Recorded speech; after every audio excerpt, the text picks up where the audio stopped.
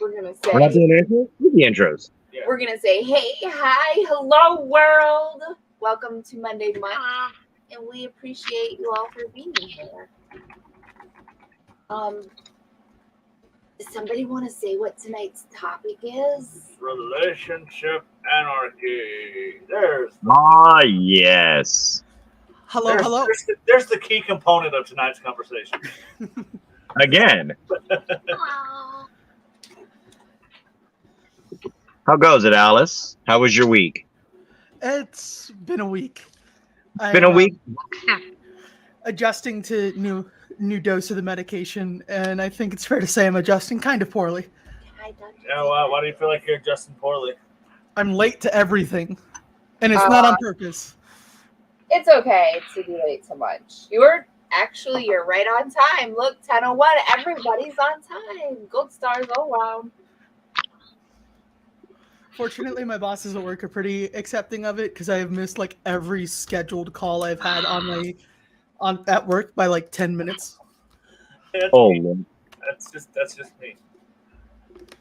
As my coworker says, I run on CPT. So somebody needs to run around and change the clocks without. What is CPT? Color people time. Oh, Jesus. Look, he would count. Nope, this came from my black coworker. Okay, their words, not mine. Okay, sorry. It's okay. I've referred to it that way my whole life anyway. So hi and welcome to Munch. He's Mister. That's Jen. That's Ray. That's Alice, and I'm Casey. We're here to talk about relationship anarchy. Screen, but oh boy, hello, hi, yeah, you know how we do things. We forget we're live. And before we get an hour into here and we mention this, I want to start off with, like anything else when it comes to relationships, kink or otherwise, communication is key. So when it comes to relationship anarchy, what's going to be the number one building stone? Alice?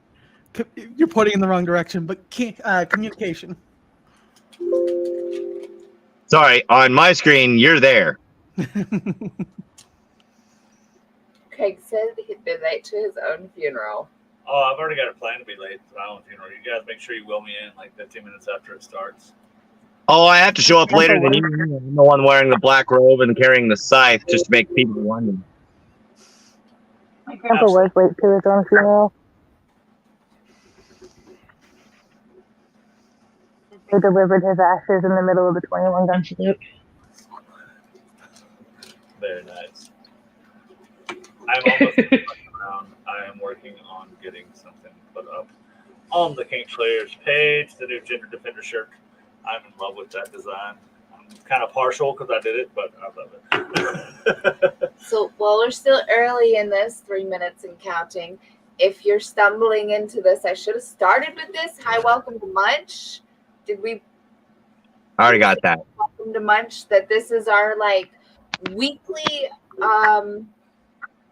Munch/shit show. Welcome to the Monday Shit Show, everybody. This is where we talk about all kinds of fun stuff. Relationships, BDSM, kink, LGBT issues, and the like. So, yeah. Yeah, I really enjoy it. I like to think that the people who attend with us enjoy coming as well. They keep coming back. Yeah, right? Yes. That's your responsibility to hold that boundary. It's because we're a cult leader, and they have to come back. Don't worry, Jason. I am Mr. You good there, Day6? I'm gravy. I'm good. I am Mr. I run KinkSlayer. What started as strictly like a sex ed and kink education thing has quickly become a LGBT ally, sex ed, all the things, all the important people for alternative lifestyles of all kinds to continue to try to be a voice for those and use my my voice simply because in today's society I have that privilege, so to speak, of being a white heterosexual cis man. So when I talk, they listen more than they're going to listen to most of the rest of the panel, unfortunately. So I'm sorry, what did you say? exactly.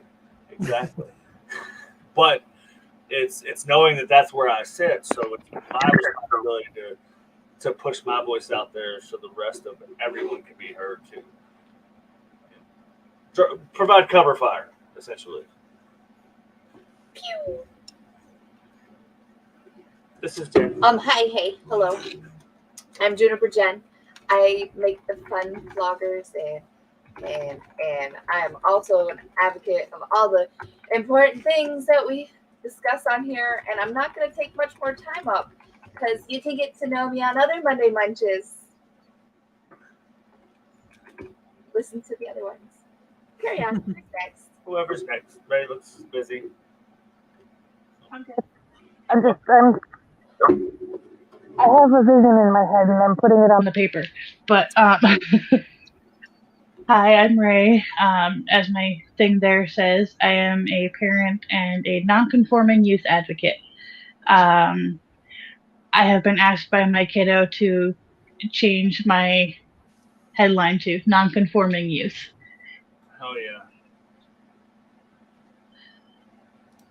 So a lot of what I bring to the table, parenting and how things apply to the next generation and ways to help the next generation be heard and create the better world that we want for them.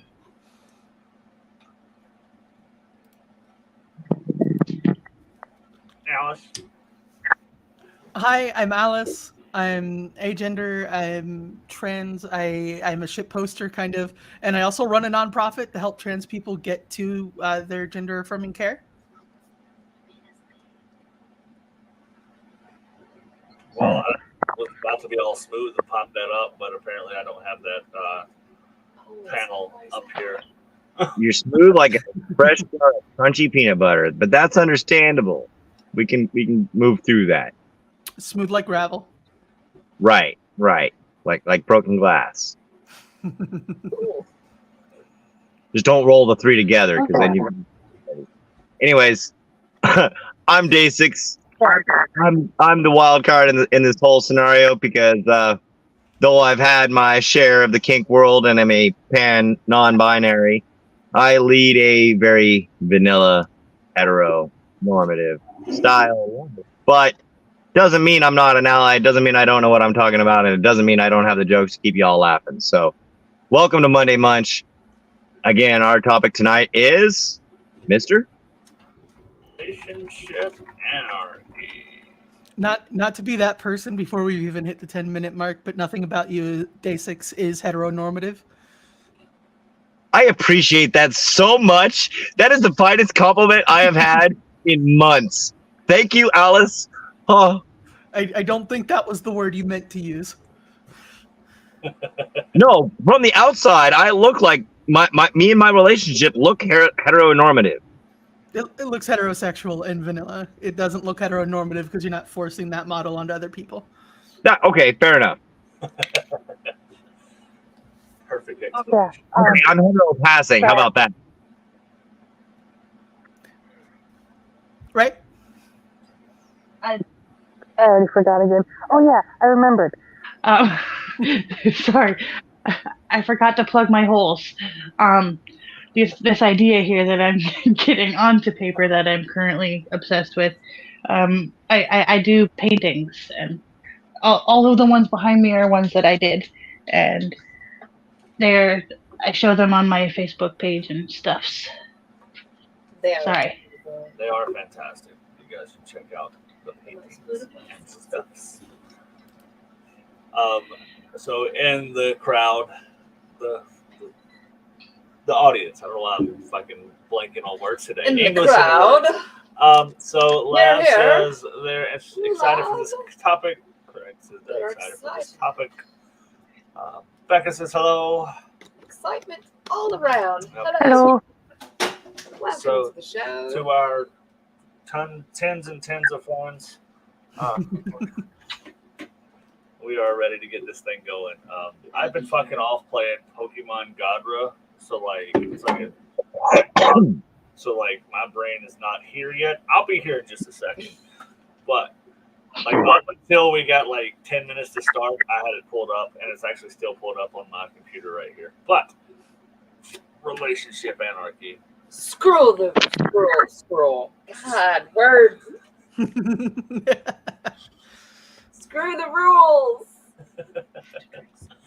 So, Alice, would you like to give us the best or your best definition of relationship anarchy? So with most forms of anarchy, it's going to be slightly different to each person who practices it. But for me, relationship anarchy is freedom in the style of relationships that you have.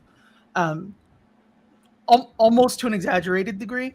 Like I can have a relationship that has certain components with one person and go to another relationship with another person that doesn't, and not have that at all. Like for example, I have a couple of partners who are very extremely sexual, and one of my partners is completely asexual. But because we have that understanding of how I work, I can go be sexual with the other partners, and it's not a problem for that asexual partner. And why is it not a problem, Alice? Because we communicated, we discussed ourselves and our boundaries, and we give each other the freedom to be ourselves inside that relationship. Just wanted to hammer home the communication aspect. That's really what I wanted to get at. We've mentioned it multiple times in 10 minutes already. I'm so happy that we actually. There is no other like building block you can put in there to start your foundation, really, for any relationship. But if you're going to take on relationship anarchy, to have that freedom, you must, as Alice said, discuss your boundaries, discuss what you want, and allow that freedom. Right. So it's especially true for any form of polyamory, but mainly with relationship anarchy. If you don't have communication, it is just cheating. You have to have that communication for it to be ethical in the first place. Oh, yeah.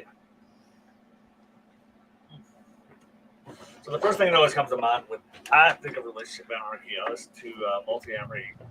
It seems like decades ago, but probably a couple years ago. And they mentioned the smorgasbord.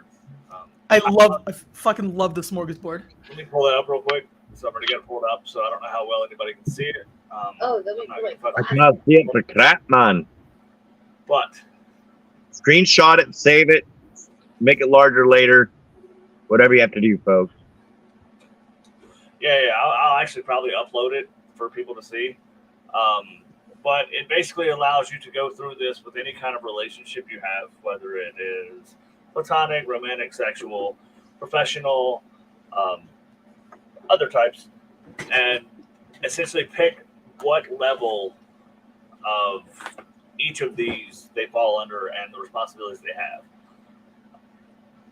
Like you've got legal, so obviously, so if your partner, like if you have in relationship anarchy, we talked about it the other day, you don't have a primary partner, but if you have your nesting partner, so like if Jen and I were in an anarchy type relationship, I can sit down and say, hey, you're my power of attorney, business partner, and you can essentially do this with every relationship you have. Mm-hmm. And it would pretty much define the relationship, although it sounds kind of anti-anarchy, but it adds a little structure to it. It's not defining your relationship, it's defining your boundaries and your dynamic inside of the relationship. Much better. Thank you for fixing that. But yeah, there you go. So that's one thing to look at. There's a bunch of different ways. So many different little platters that you can choose from, categorizing your relationships into. Yeah, and like that's commonly used with relationship anarchy, but it's not something that has to be relegated to only relationship anarchy. Mm-hmm. Like you could have a single monogamous relationship and just sit down and have, all right, what on this board are you interested in sharing with me or having by yourself or to yourself separate from me? And as someone in a monogamous relationship, this can serve as a huge service to yourself and to your partner, because like me personally, I'm only speaking on myself. I'm a gamer and my lady is not. So when I go for my gaming needs for what I want to talk about with gaming, I have to go outside of our quote relationship.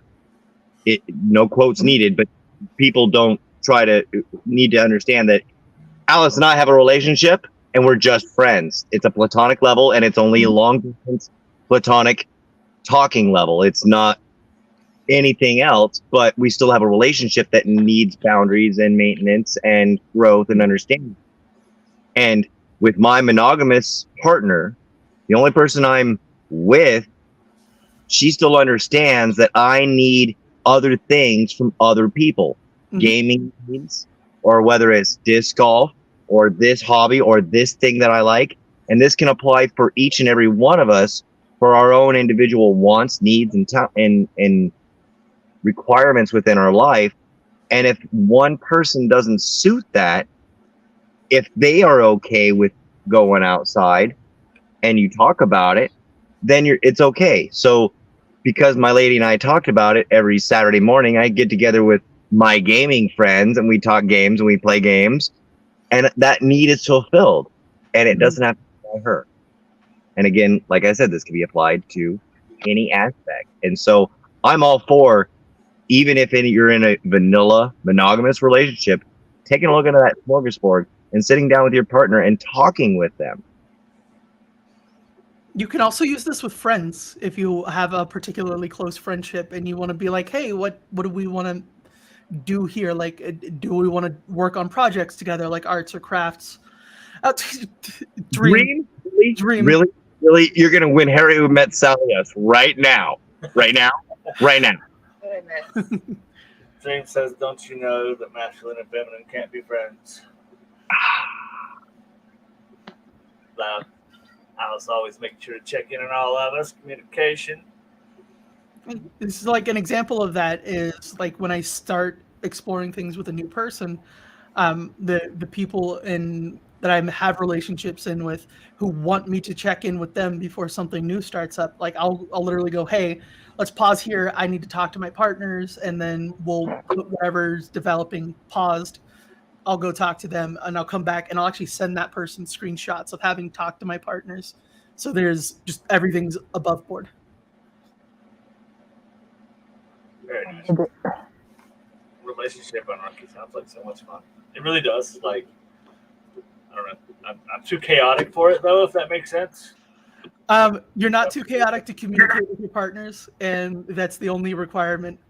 Literally everything else is only determined by what you and your partners agree on. I had a conversation about RA with my partner in France, who's unfortunately not going to be able to be in the chat. But the way I described it to them was that the only rules that are in place are the rules that we agree on. Right. It's like Calvin Ball for those that are geriatric millennials up to Gen X. You make up the rules as you go, but it's still, you got to agree upon the rules. Like if Jen and Mr. are playing the game of Calvin Ball, then Jen and Mr. must agree upon the rules that are Calvin Ball is played by. What kind of sports ball is that? It's a made up sport ball? from Calvin and Hobbes. Oh man, I haven't read Calvin and Hobbes stuff forever. Oh. Alice, first off, muchos kudos to that. I grew up on Calvin and Hobbes. I had actual books of the comics in our bathroom, in our bedroom. That's you were brought up right, at least in that aspect. Four of us are in a group chat with each other and talk all the time. Met via D&D. How you meet really holds no relevance. I mean, if you feel a connection with someone, you feel a connection with someone, and exploring that connection with communication is just fine. Absolutely. Just dropped in to say hi. Thanks, Randy Redmond, for being here. Hi. I do love it. I checked out the literal definition is Calvin Ball is a game in which one makes the rules up as one goes along. Rules cannot be used twice. No game like the other. I love it. Oh, man. Okay. So, Alice, as now I don't want to be presumptuous here, but I'm pretty sure you're the only one on the panel tonight that practices relationship anarchy. So, what led you to like embrace that concept of equal but different? So, like growing up, I kind of grew up in a family that was monogamous, heterosexual, and nothing else was right. And I kind of kept running into this like recurring situation where I'd be in a relationship that like my parents and my grandparents and my brothers and sisters would all say, okay, this is your relationship. It should be fulfilling. And I'd still keep wanting to be in relationships with other people. And it took me a long time to find just the idea of relationship anarchy. Before that, it was just, okay, why can't I be happy with this person? Why do I feel the need to have friends who blur the lines between friend and romance? And like it just kind of kept being this recurring problem. And I had a lot of relationships end poorly because they wanted me to be monogamous. Right. As I kind of started exploring polyamory in general, I latched on to ethical non-monogamy at first, and it's still technically practice that, but it's like that communication and just the idea that everyone involved is aware, informed ahead of time, and like there's just that level of constant communication. Relationship anarchy takes that a step further than just ethical non-monogamy by making every relationship, be it platonic, romantic, sexual, business, whatever, free to operate on the rules that you and the other person agree to, rather than being like, oh, this is a business partnership, so I shouldn't talk to this person, like if you make friends with clients or whatever, or this is a friend, so we shouldn't, sneak into a church and fuck, I Very specific. That's the best kinds of friendships, though. I disagree. That Mormon church was fun. Anyways, moving forward. And so like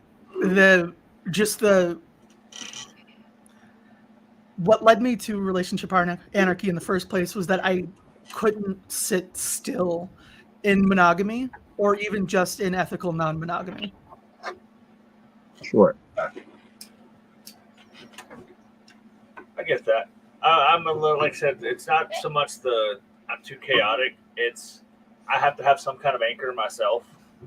So like Jen is my anchor, like to keep me kind of grounded in reality and not being a crazy ass, possum running around everywhere. Because when I'm single, I do live that kind of relationship anarchy style. It's like I'm what I want when I want. Everybody knows we're communicating. We're this person and I we're friends. We still hook up. Whatever the case may be. So it's You're just not one so side. like you're not super swell with like scheduling and then like remembering to keep up with that. So like a date, for instance, a big date, like Saturday night date night. Hey babe, it's Saturday, 7. It's getting close to your date night. It's time to go out. Yeah, it's one of those. What's so significant about Saturday? All right, it's Saturday. Cool. You see, I'm kind of the opposite. I get like Mr. described me as having puppy energy at one point, because I get I'm constantly excited about all of my partners. So like I don't forget about the Wednesday night dates with one partner because I'm like looking forward to it the entire week. See, I don't think it's that he's not like puppy excited, because he's definitely can get puppy excited about stuff, but like There's a difference between where to pee. a black lab puppy and a Saint Bernard. The black lab puppy remembers and is excited to see every friend that comes along. The Saint Bernard is like, oh, hi, wait, what? Exactly. Mm-hmm. And we have our weekly Void is very good. Good Void. I'm sure it sounds. You're trying to make Alice's cheeks match their headphones. That's not fair. It's like a reverse thing. What the fuck's that called? Like Taco cat spelled backward is taco cat. Palindrome. Palindrome. Pink, green, green, pink. See, look at there. Just like a pattern there. No. So I woke up stupid today. What's up, basics? That made sense to me. Okay, I'm glad it made sense. okay. Pattern is the word, but yeah. Palindrome is the idea. Yeah. Pink, green, pink, green, pink. And you flip it around, it's the same thing. Thank you, Dream. A good rainbow swirl lollipop. Sweet, chaotic, and twisted. I will agree with that, Dream. Craig says it sounds like how their fiance and them are. Yeah, it's just me. I'm all over the place. I could use that. Very, very, very good intentions. Like, feels guilty when, like, an important thing is forgotten, but... Yeah, but it still got forgotten. It's... Out of sight, out of mind. ADHD for the win. You need that object permanence. Yes, for sure. Like, it has to be, like, in front of this computer screen, in front of the door, in front of the door as I'm heading out the house, in the car.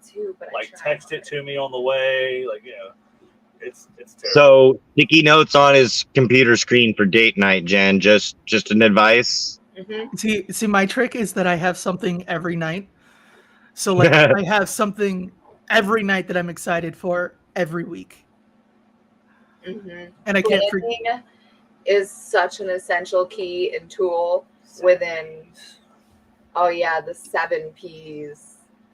Do you guys know the 7 Ps? Proper prior planning prevents piss poor performance. Yes. Good job. Right. We've been over this, haven't we? I was training on the 7 Ps when half y'all were still in school. I was like, those were essential words in my life and still play very essential. It's key to healthy relationships, any relationship, any fucking doing. Well, especially within relationship anarchy, as Alice just mentioned, that if you're going to have multiple relationships, please be good at scheduling. Otherwise, you're doing every partner a disservice. Mm-hmm.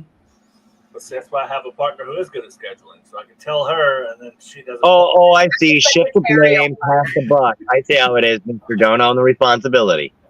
To the point of scheduling, something else that's important to talk about is how much interaction each partner wants to have.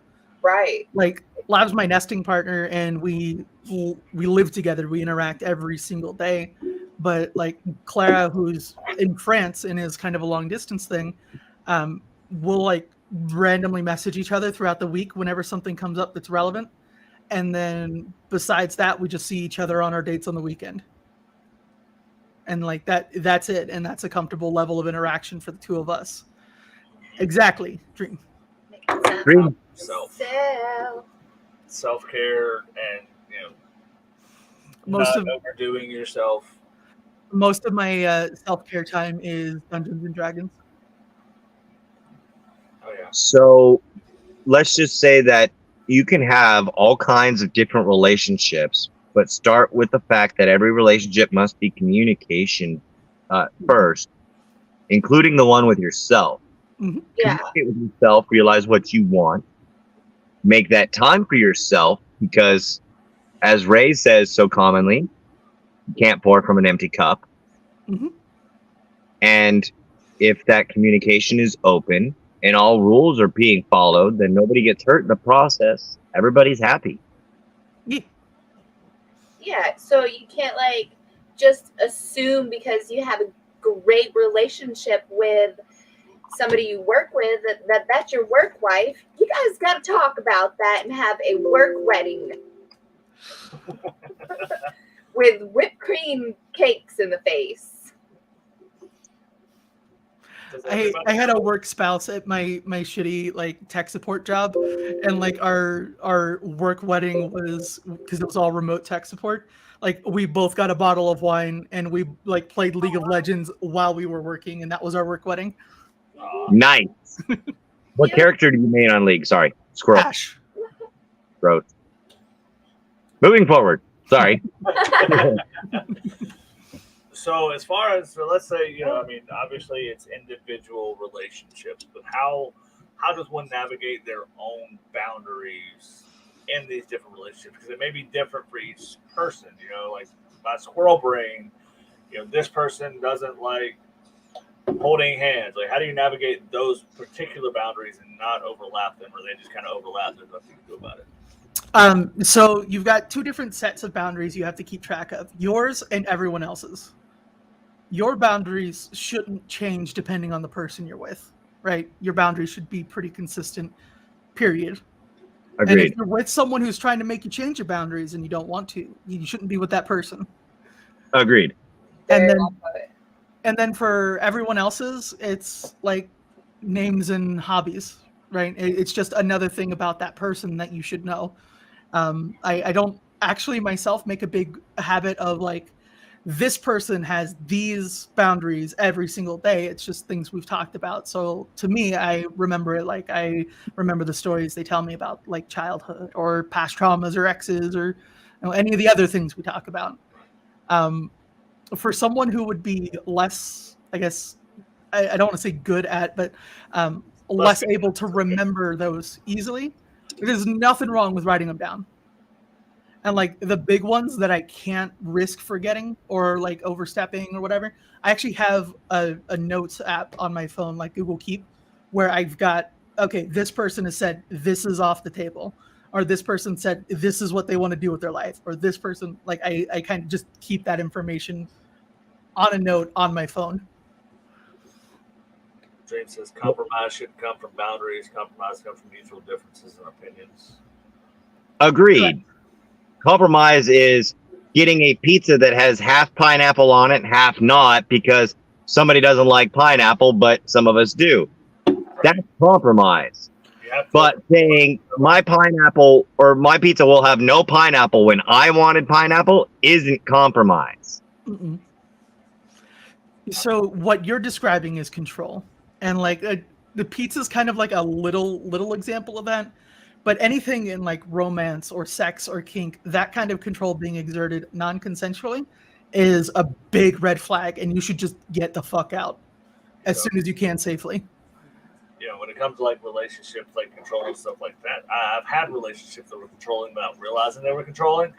It's that I'm not on the outside looking in. So I've talked about it before, a couple years ago or last year before, something like that. But when I went out to the bar with coworkers to have a drink after work, I was like, holy shit, is she gonna be pissed? Like, am I gonna have a fight when I get home? Like, what's gonna happen? Because I decided to go have time with some friends that I was trying to get closer to. And then when I got out of the bar and texted her, told her I was going home, she's like, cool, be safe. And I got home, asked me about it and all that stuff. So that was something I hadn't expected, to feel that way. Mm-hmm. And the reaction not being what I was expecting was really nice, because now I know from that experience I can go, hey, I'm going to do this. So wow. So you explored yourself on a new boundary? Cool. Right? Sorry. To share a way that I relate, I have an ex that when I'm talking to my friends, I call her my big bad ex, but like she was violent, she was controlling. The relationship actually ended with a 2-year restraining order against her, level violent. But when I would hang out with friends, like she thought that she had like the monopoly on my time. So I needed her permission to go hang out with friends or to make plans that weren't staying at home with her. Right. And like I left that relationship, and then a few months later got into the relationship with Lav. And like Lav's constantly been that for me, where it's like, oh, I'm going to go do something with my friends, and they're just cool, have fun, or, be safe, or who's driving if we're going out drinking. Right. And then when I come back, they're just excited to hear about the time that I had. And like, if I had a good time, they're encouraging to do it again. Oh, yeah. And it's very nice. It really is. It's feeling safe for the first time in a big relationship, which is kind of scary the first time around. Well, I mean, like, not all my relationships were not like that awful and controlling, but it was a pattern developed, so I never tried to push against that. Mm-hmm. You know, so it was just like it became who I was. It was like, you know what? I'm not worried about it. I'm not going to worry about going out with friends. I'm not going to worry about hanging out because that's not how relationships work. So I never really, you know, some of my exes may have been perfectly fine with it, but I never tested that boundary, you know, to see if it was different. And with her, I mean, it was like last minute. I mean, it was like a couple hours before we were going out, but I was like, hey, you know, we're all going to go grab a drink. Okay. Like, be safe. So obviously the ex that pushed those control boundaries on you didn't understand that you required other types of relationships for your life to feel fulfilled. While Ms. Jen obviously does. And to circle back and bring it back around, that is the entire point of relationship anarchy in its spaces, is understanding that you need more from other out of life than just one person or even two people. Like you have your business, you know, your work wife and your home wife. If that's all you've got, you may, and you're needing more, check yourself, reestablish your own, what you want, reaffirm those boundaries, talk with everybody involved. I'm not saying jump into relationship anarchy, but understanding relationship anarchy can help you understand what relationships you currently have and how to help them evolve and grow. Right. And just as you shouldn't feel guilty for having time with you or your friends, absolutely. Becker says it's the best feeling. Can't wait to find that 11 years with a narcissist. That is a narcissist, not a narc in the sense that I first read that. My brain for a second. Makes it hard to trust. But it does apply still, you know, if you're in a relationship with a narc. It be hard to makes it hard to trust. I validate that 100%. But, and it is, you know, it's funny to look back, you know, because that boundary and that violation happened when I was still, you know, a kid. I didn't have my license, you know, so like I couldn't go hang out with my friends on my own. I had to come by, and then it's like, okay, is it cool if I go out? Like, what's up? How we going? You know, no, we're gonna be on the phone later tonight or something. Like, well, okay, sorry guys, can't go. And that's what ultimately ended that relationship with that girl was. And also that ultimately formed a bond between him and his boys. Oh, I've heard some stories about how they would cover for each other. Hell yeah, you've got to have your squad. Gender aside, you've got to have the people around you that fulfill you in the ways outside of that relationship, and especially the ones that lift you up. The ones that want to see you succeed. That's your squad. That's your ride or dies. And, you know, I mean, it comes to, like I said, with that relationship when it ended, that's what ended it, though. It was my best friend came over to take me out to movie and grab dinner and go to the mall. And I told her about it. She was like, well, if you go, this is over. And I was like, you can pick your stuff up Sunday. Okay, bye. You know, like it was pretty much that. And that was when I finally just developed that boundary, because being able to spend time with my friend again, you know, because I moved down closer to him and he could just scoop me up and we could go do things. At first he played along of not, you know, being quiet if she called or, you know, something like that, because she didn't want us to hang out at all because he was a bad influence. I was the bad influence. But, you know, eventually when we were alone, he would talk to me and be like, you know, that's not healthy. This is, you know, fix this. This is, you know, this is all waiting for you, all this freedom and stuff like that. So, you know, on your own time, I'm going to help nudge you towards that line. But, you know, when you're ready to hit that line, you're going to. And it saved me a hell of a lot. Hell yeah. Do forget how hard it is to get out of a bad relationship. And it is.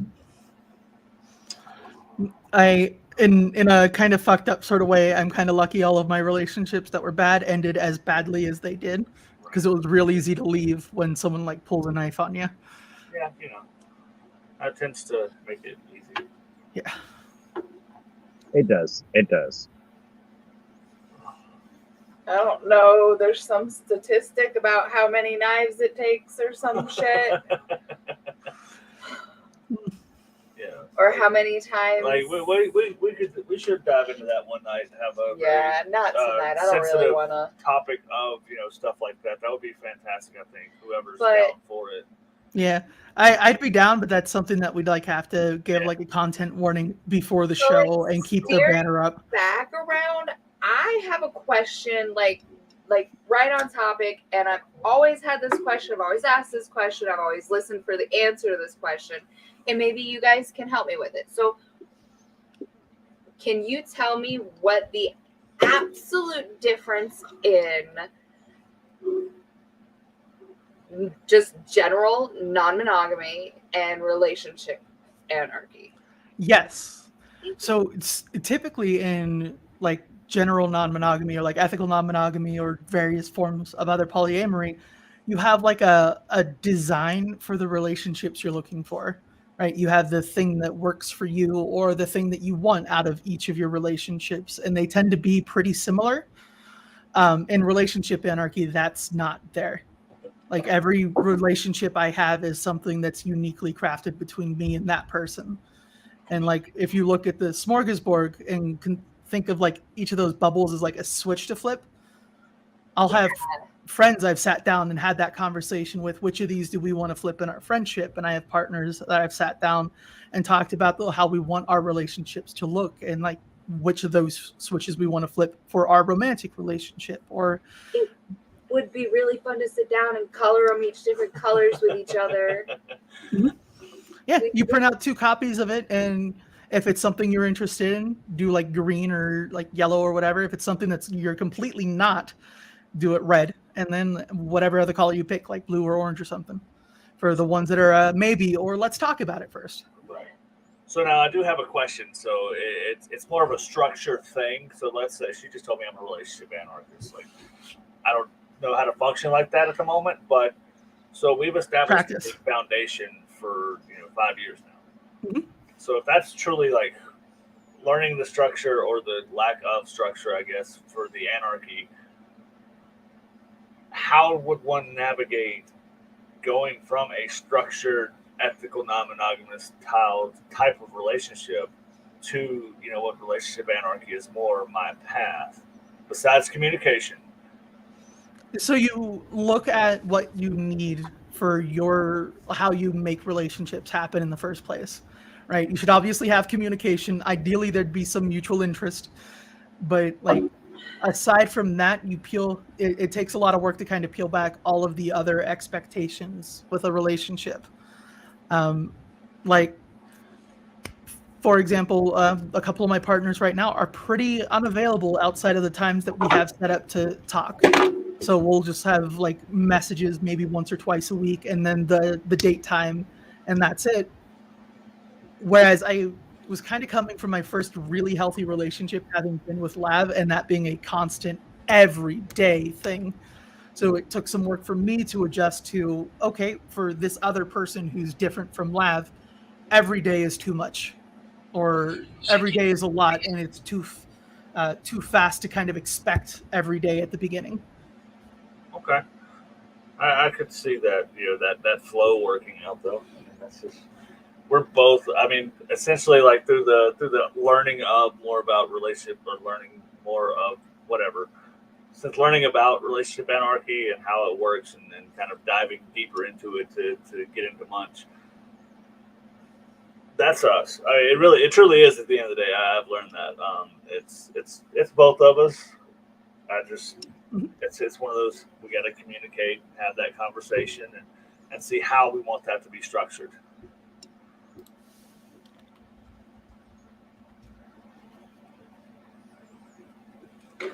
So I want to make sure that this is clear for everyone because it's not 100% clear in my own head. The biggest difference between ethical non-monogamy and relationship anarchy is in ethical non-monogamy, each person already has the assigned role, where in relationship anarchy, each relationship can grow and change and evolve as allowed. Pretty much. With ethical non-monogamy that's not anarchy, you'll have like what you're looking for or what works or what you need out of each of your relationships. And with relationship anarchy, really the only things that you need are communication and consent. And then everything else is just what the two people agree on between them, regardless of any outside expectation or factors. Now I know it's not always sunshine and rainbows.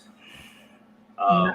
How do you deal with conflict as far as like, I mean, obviously we have communication and you've established the boundaries of what you want to talk about with what partner, but as far as that goes, of how do you deal with those conflicts that do arise? I mean, they absolutely will arise, scheduling conflicts or a conflict of interest in certain things, safety conflicts, stuff like that. So for me personally, because I schedule out everything, being autistic, I don't run into a lot of scheduling conflicts unless there's an emergency. And everyone that I'm intimate with, like, is a decent person and understands there's an emergency, things need to move around. Yeah. If I had scheduling conflicts, I would say that the solution would be to talk about them.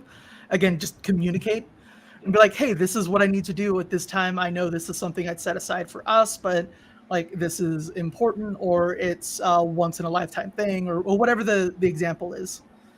You just talk about it. And if you need to cancel time with someone, be ready to do makeup time. Right. Like that's not a relationship anarchy thing so much as just like if you cancel a date with someone, even if you got a good reason, try to make up for it. Well, Lab, you're welcome to come on if you ever want to. But if you don't want to, drop it in the comments there. And Becca said they're down for that serious conversation. We may switch next week around. If you guys want to knock that out next week, I think that we can do that, especially when it comes to the type of relationship that Becca had brought up earlier that you made sure there was clarity. When it comes to narcissistic relationships, that is a specialty I personally have. Same. Right. Last is the conflict, for example, is how different Alice and I work schedule-wise. So, like, I work 10 to 7 p.m. every single day, or every single weekday. And it's Monday through Fridays, 40 hours a week. It's the same schedule every week, and it has been for the past 3 years. And, like, that's a schedule that works for me. Again, see the autistic thing. But that's not something that really works for Lav because they don't really vibe with set schedules. Obviously, they have to work whatever Starbucks assigns them, but they don't really, outside of that, really work with set schedules. I suppose the only really example of a conflict that comes to mind from that for me is like we have a date night. Typically, our Thursday nights are just a one-on-one date with me and Lav, but it's every week, and some weeks we'll just like make dinner together and then go sit on the couch and watch whatever show we're watching, but together on purpose. And then other nights we'll like get dressed up and go see a movie or go to a restaurant or something. We're actually going to go see Chevalier this Thursday is our plan. What is that about? It's about a man named Chevalier who's just this absolute fucking icon from French history. I know the name sounded familiar. I don't know what he's famous for. But... He was a director for orchestras. He was a fencer. I think he was also a writer. But like he was just a real prominent character in French history, and all of that made even more impressive by the fact that he was black in very racist France. Oui. So like it's so cool to see a movie based on this guy, and I'm so excited to see what they did for him. But like we have our Thursday nights, and like that's a specific time for us, and they don't really do well with like scheduling everything. But our compromise there was that since I do need that schedule, we'll schedule the time that we're spending together. So we like from 8 o'clock to whenever the fuck we go to bed is date night every Thursday night. And that's all the scheduling there is involved in it so that they don't have to have their whole day scheduled out. But I still have that, here's a time block that I can put on my schedule. Compromise, communication, it's a wonderful thing. Yeah. When it comes to the conflicts within the relationship, i.e. safety conflicts, or you may not feel a vibe off of someone who's a meta, we'll discuss that in a moment. everything, whether it be conflict or compromise, is resolved with communication. If they can't give proper communication, or if the communication leads to a difference so far that it's no longer going to want to continue, then like anything else, the relationship can end. Mm-hmm. Or if you can work through the conflict with communication and compromise, then you can let the relationship continue forward. Mhm. Conflict, there are many people who are non-confrontationalists and will thus try to avoid conflict. But conflict is simply me saying yes and someone else saying no, and there being a why. You can let the yes be a yes and the no be a no and never discuss it. But that conflict comes from the why and having to try to change the other person's opinion. So there really shouldn't be, in a relationship anarchy aspect, a conflict, because each person should understand that, okay, that's a relationship between this person and that person, and my relationship with this person and that and them are our own and self-defined, and you can't hold someone back. Pretty much. So to look for conflict where there could be some is kind of self-defeating. Understand that it's just going to be more communication.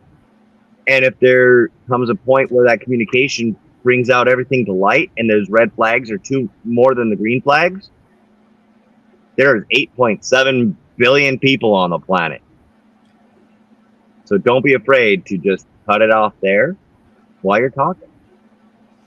Yeah, and like with conflict, most of the conflict that you should have in a healthy relationship in general is going to be relatively small, right? If you know a person before you go into a relationship with them, or you've at least got an idea of who they are and they were honest about it, you kind of go into it prepared to deal with the little things. And you might learn more about like past trauma or things that they've not necessarily wanted to share up front. But there shouldn't be like a big mask off moment where you have the big fight and there's nothing that can be salvaged from it, right? And then kind of like Basic said, with you have your own relationships with each person, like in the rules that I do have set up that I've discussed with my polycule and talked about, one of my personal rules is no one has veto power, right? They can go, hey, I'm getting some real ick vibes from this person, and we'll sit down and talk about it. But no one that I'm with has the ability to say, no, you can't go see this other person, period. And like, that's a rule from day one. And if I had a partner who would try to challenge that, that's a deal breaker for me. Right? Absolutely. It's like I've always said: if you give me an ultimatum, you'll never win. If someone tells you to choose, you always pick the person who's telling you not to choose, or who isn't telling you to choose at all. Right. Correct. Yeah. Mr. Scrolled off. Oh, go ahead. I said you scrolled off. I do. I tend to scroll. I was looking at a couple different things over here. But yeah, so relationship anarchy. Because we have, like, I want to cover some other more important things as well. If you guys are down for it, there's been a couple crazy ass newer laws. Not more important. Well, okay, maybe more important actually. Never mind. I'm my sorry. state itself is sliding the fuck backwards. Before I needed it. Mm-hmm. But yeah, so any big closing thoughts on relationship anarchy? I actually want to steal a line from the Relationship Anarchy Manifesto real quick. It was the one that we talked about last time we talked about it on the show, and it's in every relationship that you have as a relationship anarchist, you build for the lovely unexpected, right? You find these connections with people and they grow into things that are unique for them rather than trying to shove them into a box.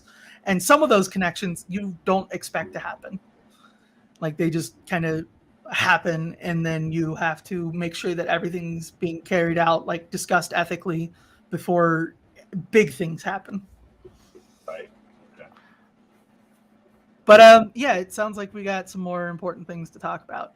Well, keep stalling for a second because I'm going to pop up the talking points of the Relationship Anarchy Manifesto. Do we have any comments from the audience?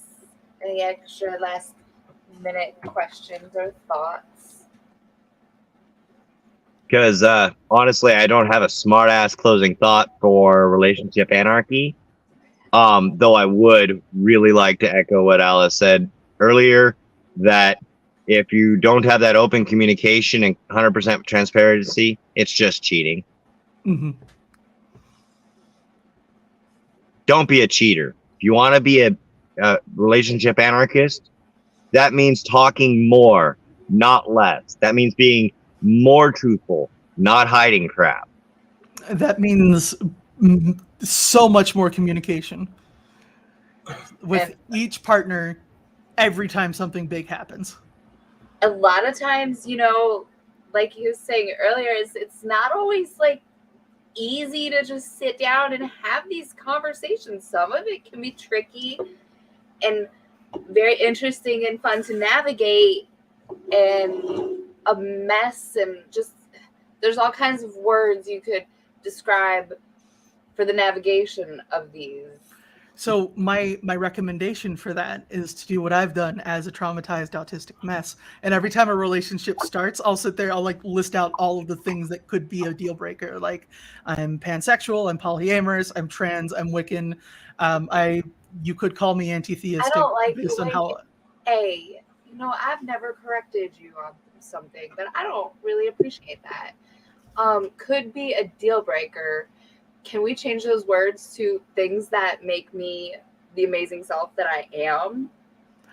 I appreciate the sentiment, but I have had many people look at one of those points and go, you know what, not for me. I mean, I get And it. that's And it's- great, because then, like, why would you want that person around anyway? So Yeah, and that's what makes what I meant by deal breaker, not like, oh, this is a failing on my part. But like, if someone's over here wanting some good Christian femme presenting person, they're looking in the wrong place if they're looking at me. They're barking up the wrong tree. So Alice, I am on the Hold it up Anarchist again. library. Mm-hmm. Oh, Ray, we want to see. Oh my goodness, you That's so pretty. sitting here. Oh my goodness, that's amazing. I love it. Is that the one you're using though, Alice? What's The that? Anarchist library? Yeah, Okay. the one written by Andy Nordgren. Yes. So this Yep. is the chapters, I guess, or the headings of it. Mhm. Love is abundant, and every relationship is unique. Now, obviously, don't take these at just face value. There are words that go with it, but you know, if you're Words. interested, But they're great subtitles because you can like look at this list and be like, all right, I've got an idea of what this is about, and it's an accurate idea. love and respect instead of entitlement. I love that right there. Find your core set of values, relationship values. Heterosexism is rampant and out there, but don't let fear lead you. I like that. Could expand on that a little bit. So there's a lot of people who will go like have internalized homophobia going on, or who kind of have like real negative impressions of other genders just because it's kind of ingrained into them, and they'll avoid relationships based on that alone. And you think like men who are struggling to come to themselves or come to terms with themselves, being like, I can't talk to him like that. I'm not gay, right? Okay, I got you. Implicit biases. A lot of them are explicit, unfortunately. This is true. But But the ones that are struggling internally to come to grips with, I can't talk to this person like that. It's based because society is ingrained, implicit biases under such structures. Mhm. So under heterosexism like that, it's rampant. Our society is, especially with our continued discussion after this, sliding backwards into this idea of Adam and Eve, not Adam and Steve. Mhm. And don't let that fear get to you. So if you've ever looked at somebody outside of the heteronormative gender ideal spectrum and questioned, it is okay. That's what I got from that title. That is okay. Don't let that fear hold you back. Explore, because love is abundant and every relationship is unique. I'm going to have to read this shit. I'm just saying. So there's, under that specific heading in the summary of it, there's like 3 sentences, I think. Do we want to go ahead and put those up on the screen, because it's a really good little tidbit? Tell you what, let me zoom in and pull that up on the sheet. Thank you.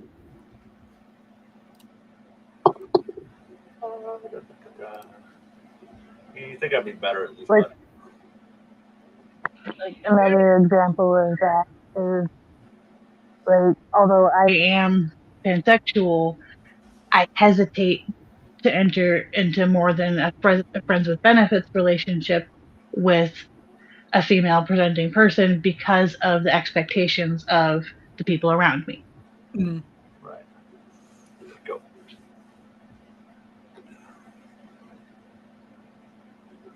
It says, remember that there is a very powerful normative system in play that dictates what real love is and how people should live.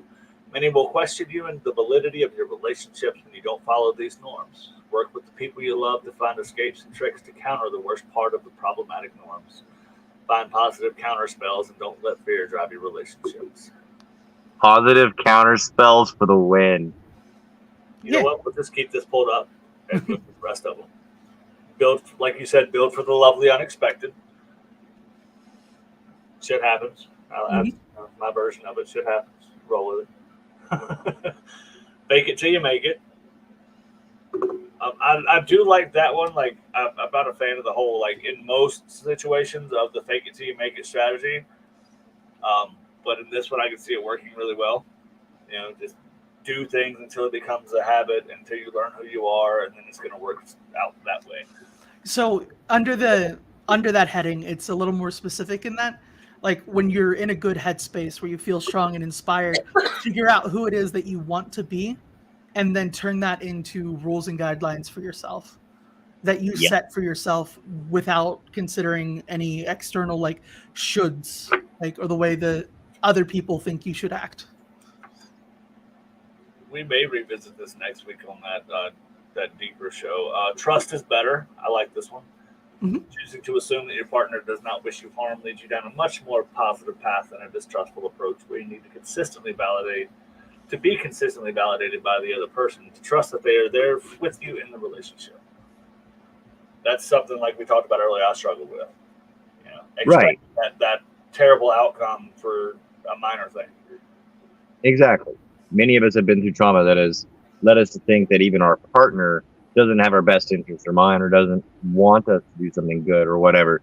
That's trauma that we have to work through. And in most relationships, if you go into them with the understanding that they're not there to hurt you, I've heard so many great people talk about this, that you're going to have a better relationship with that person because you're not expecting it, you're not fearing it, and you're also not manifesting it. Right. I see your hand there. Go ahead. I've heard you understand. Do you mind if I say a quote that I've heard you guys say to each other that falls in line? Go for it. We are not them, and this is not them. That's like the foundational quote of who we are. You know, the shit we've gone through. It became that. You know, like certain reactions to certain situations. Like, I know that's how it was then. This isn't them, and we're not them. Yep. It's definitely a phrase to ground yourself with. I have a similar thing with my partners where we'll, like, externalize those reactions as just bitchy trauma brain. I like that. And, like, my partners and I all been through shit, so we all understand that everyone's going to have moments where we're thinking with the bitchy trauma brain and not the partner brain. Right. Absolutely. Change through communication. Like, I feel like this is good for all relationships, not just relationship anarchy, honestly. Mm-hmm. It really seems that way. I mean, that's the only way to really have positive change in a relationship, is to communicate those. And last is customize your commitments. And that's the whole gist of relationship anarchy. You know, is to make sure that things fit the relationship that they are. Mm-hmm. There's a line in here that I want to read. Relationship anarchy is not about never committing to anything. It's about designing your own commitments with the people around you and freeing them of norms dictating that certain types of commitments are a requirement for love to be real, or that some commitments, like raising children or moving in together, have to be driven by certain kinds of feelings. I do like that. Right, and we're back. And we're back. Yeah, so that's relationship anarchy. I mean, it seems like if you need a structured system, you can still take the principles of this and make your structured system. That smoother. smorgasbord is available for anybody to feast from. Yep, and I'll post it later, and I'll send it to you guys if you want to post it and have it. What's up, Ray?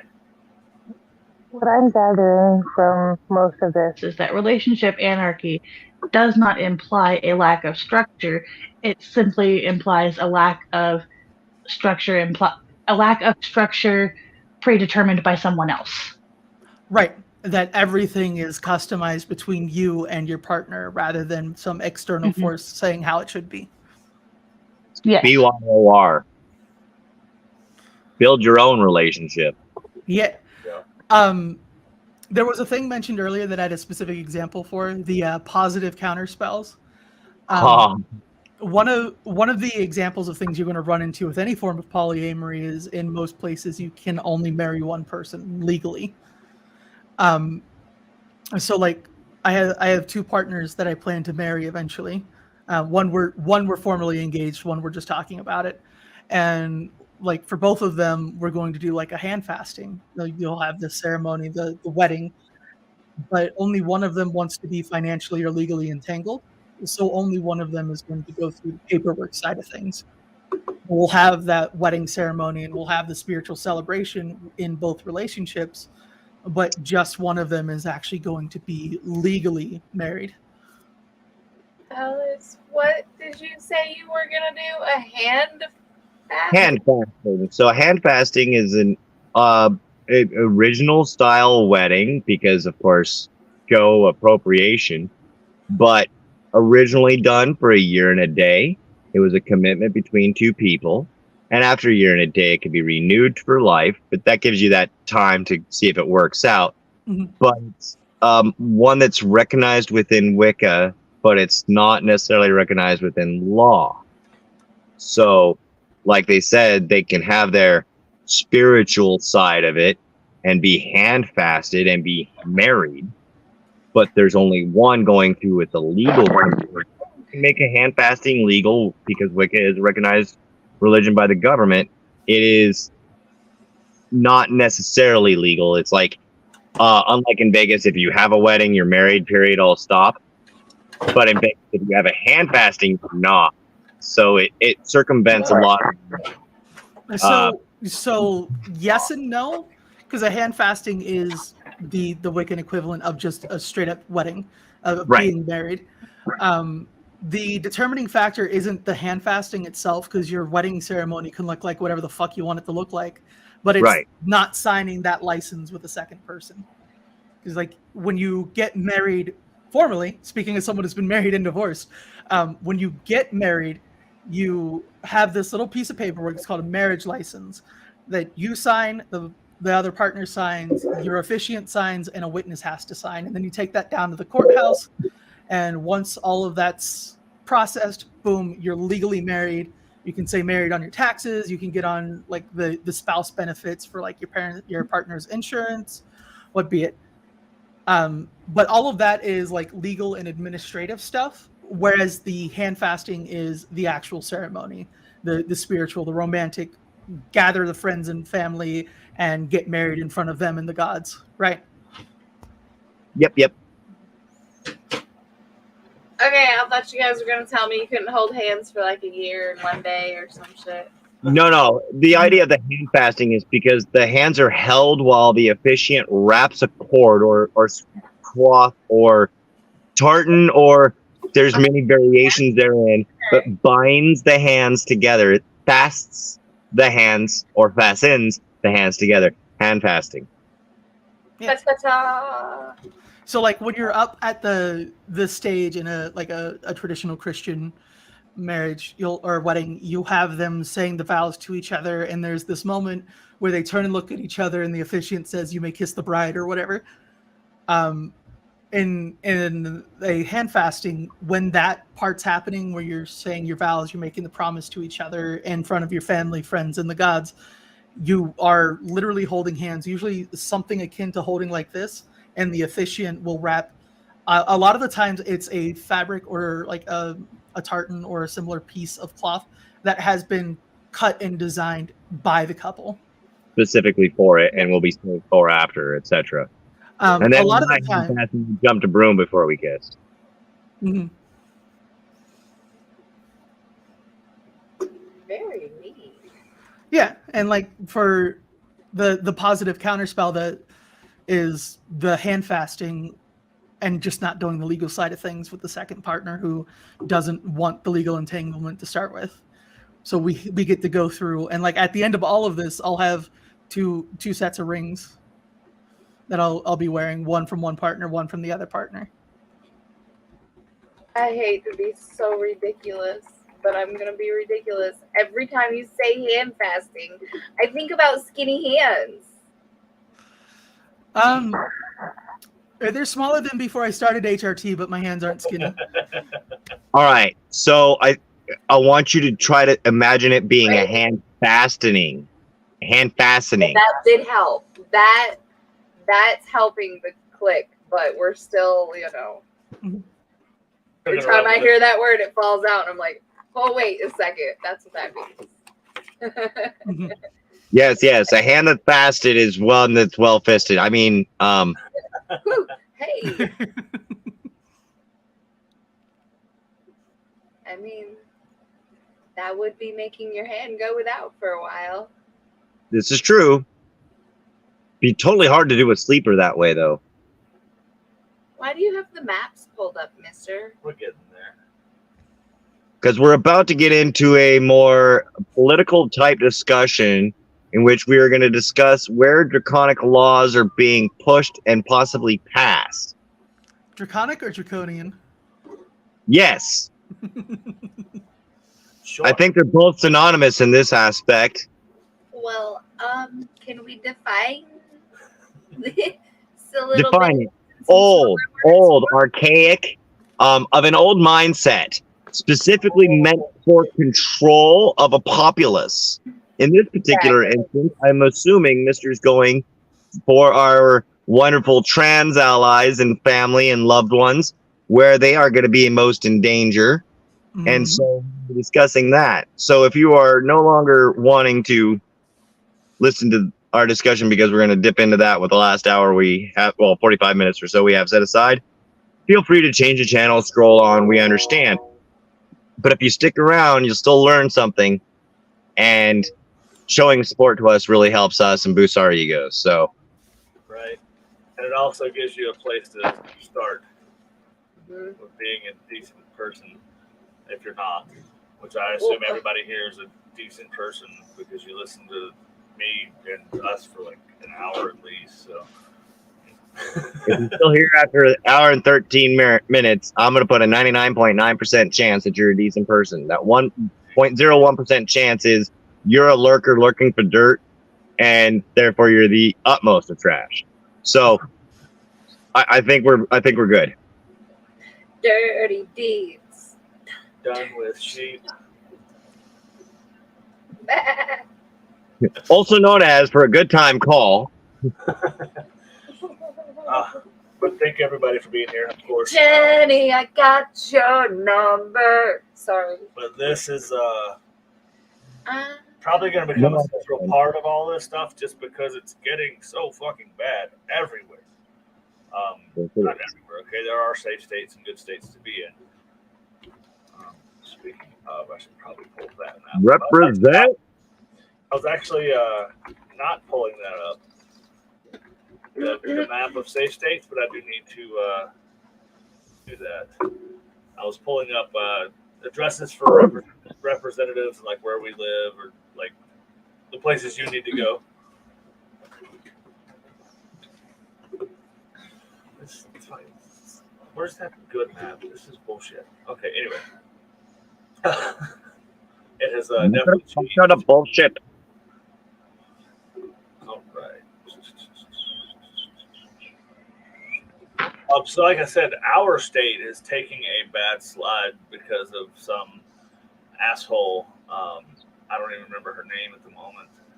She changed sides because of the radical left. The Democrats were just too much for her. So 3 months in, she changed sides in North Carolina, giving Republicans a supermajority, a veto-proof majority. So now whatever they introduce, if they want to pass it, there's nothing that can be done. Our governor here in West Virginia did the same thing. He ran as a Democrat and then a few months into office switched to Republican. Right. And we just had a delegate last week do that too. Was elected Democratic and then switched parties in office. I firmly believe that if you change parties in office, you should be removed from office. Yes, regardless of agree. Yeah, because like if you're going to go ahead. Sorry. No, go ahead. You should, yes, because that is not the party that voted you in, and if you are going to switch parties, you should need to be re-voted in by the party you are switching to. Yeah. And that's something that seems to be the only way they're getting in now. Is to wolf in sheep's clothing kind of thing. Are you telling me that Republicans are getting elected because they're lying to people? If it is genuine fluidity in their beliefs, if they have genuinely been pushed into a different party's belief system, yes, there should be like some sort of, why is this system not in place already? Why? Once you switch, you have to. Why don't we vote after? Yeah, like just hold a special election. Like it's. I have rebuttal to all of that. Yeah. If you hear me, do we want to go in proper order? Okay, so why don't we have legislation already in place for such things? Because number one rule is the money that have the power that say that they can. If everybody has that ability, then, or if somebody takes that away, then everybody's away, and that's kind of like a First Amendment thing. Second, when it comes to the election, though I'm all for it, it costs the people money for a special election. That means you have to have election staff back on hand. That means you have to have ballots reprinted. You have to put them all out there, registrations confirmed, all of that, all over again. And this is something that's only supposed to happen every 2 years. And usually it's the same actually committee from year to year, from city council to county commissioner, et cetera, et cetera, et cetera, running your local stuff. But that is still money out of the budget that may not be there. So those are both reasons against, and I'm not saying they're not right. I'm not saying it shouldn't be. In my opinion, there should be rules stating such, because if you're going to change parties, that means you're changing platforms. If you're changing platforms, that means you're no longer representing your constituents properly. Period. Because you were elected under Plan A, you decided Plan B was better, but Plan B is not what got you there. The people wanted Plan A. You don't get to just go change it because it's you. You're not the person. You're a servant of the constituents. And that's, in one of my opinions, biggest problem in politics is the people are there for the money and the power, not for the service and the constituency. What I've seen from the Tennessee 2 that got removed and got put back in till their special elections can happen and it will go in their favor 100%, is the level of decorum that they showed and showed the fact that they were there for their constituents, but by removing them, they were taking away the voice of their constituents. They were properly reminding the people within that body to who they owe their success and to where they owe their allegiance, not to the powers that donated to their campaign, but the people that voted them. See, we could talk about this with me all night, I swear. But I think I would rather it be an absent seat if you change parties, like middle of the seat, just fucking drop them out and they can run for re-election next term. I think if you go in on one party and the radical left is mean enough to make you do a 180 on your beliefs, you shouldn't have that office again. because who knows what you're going to lie about next time you're voted in.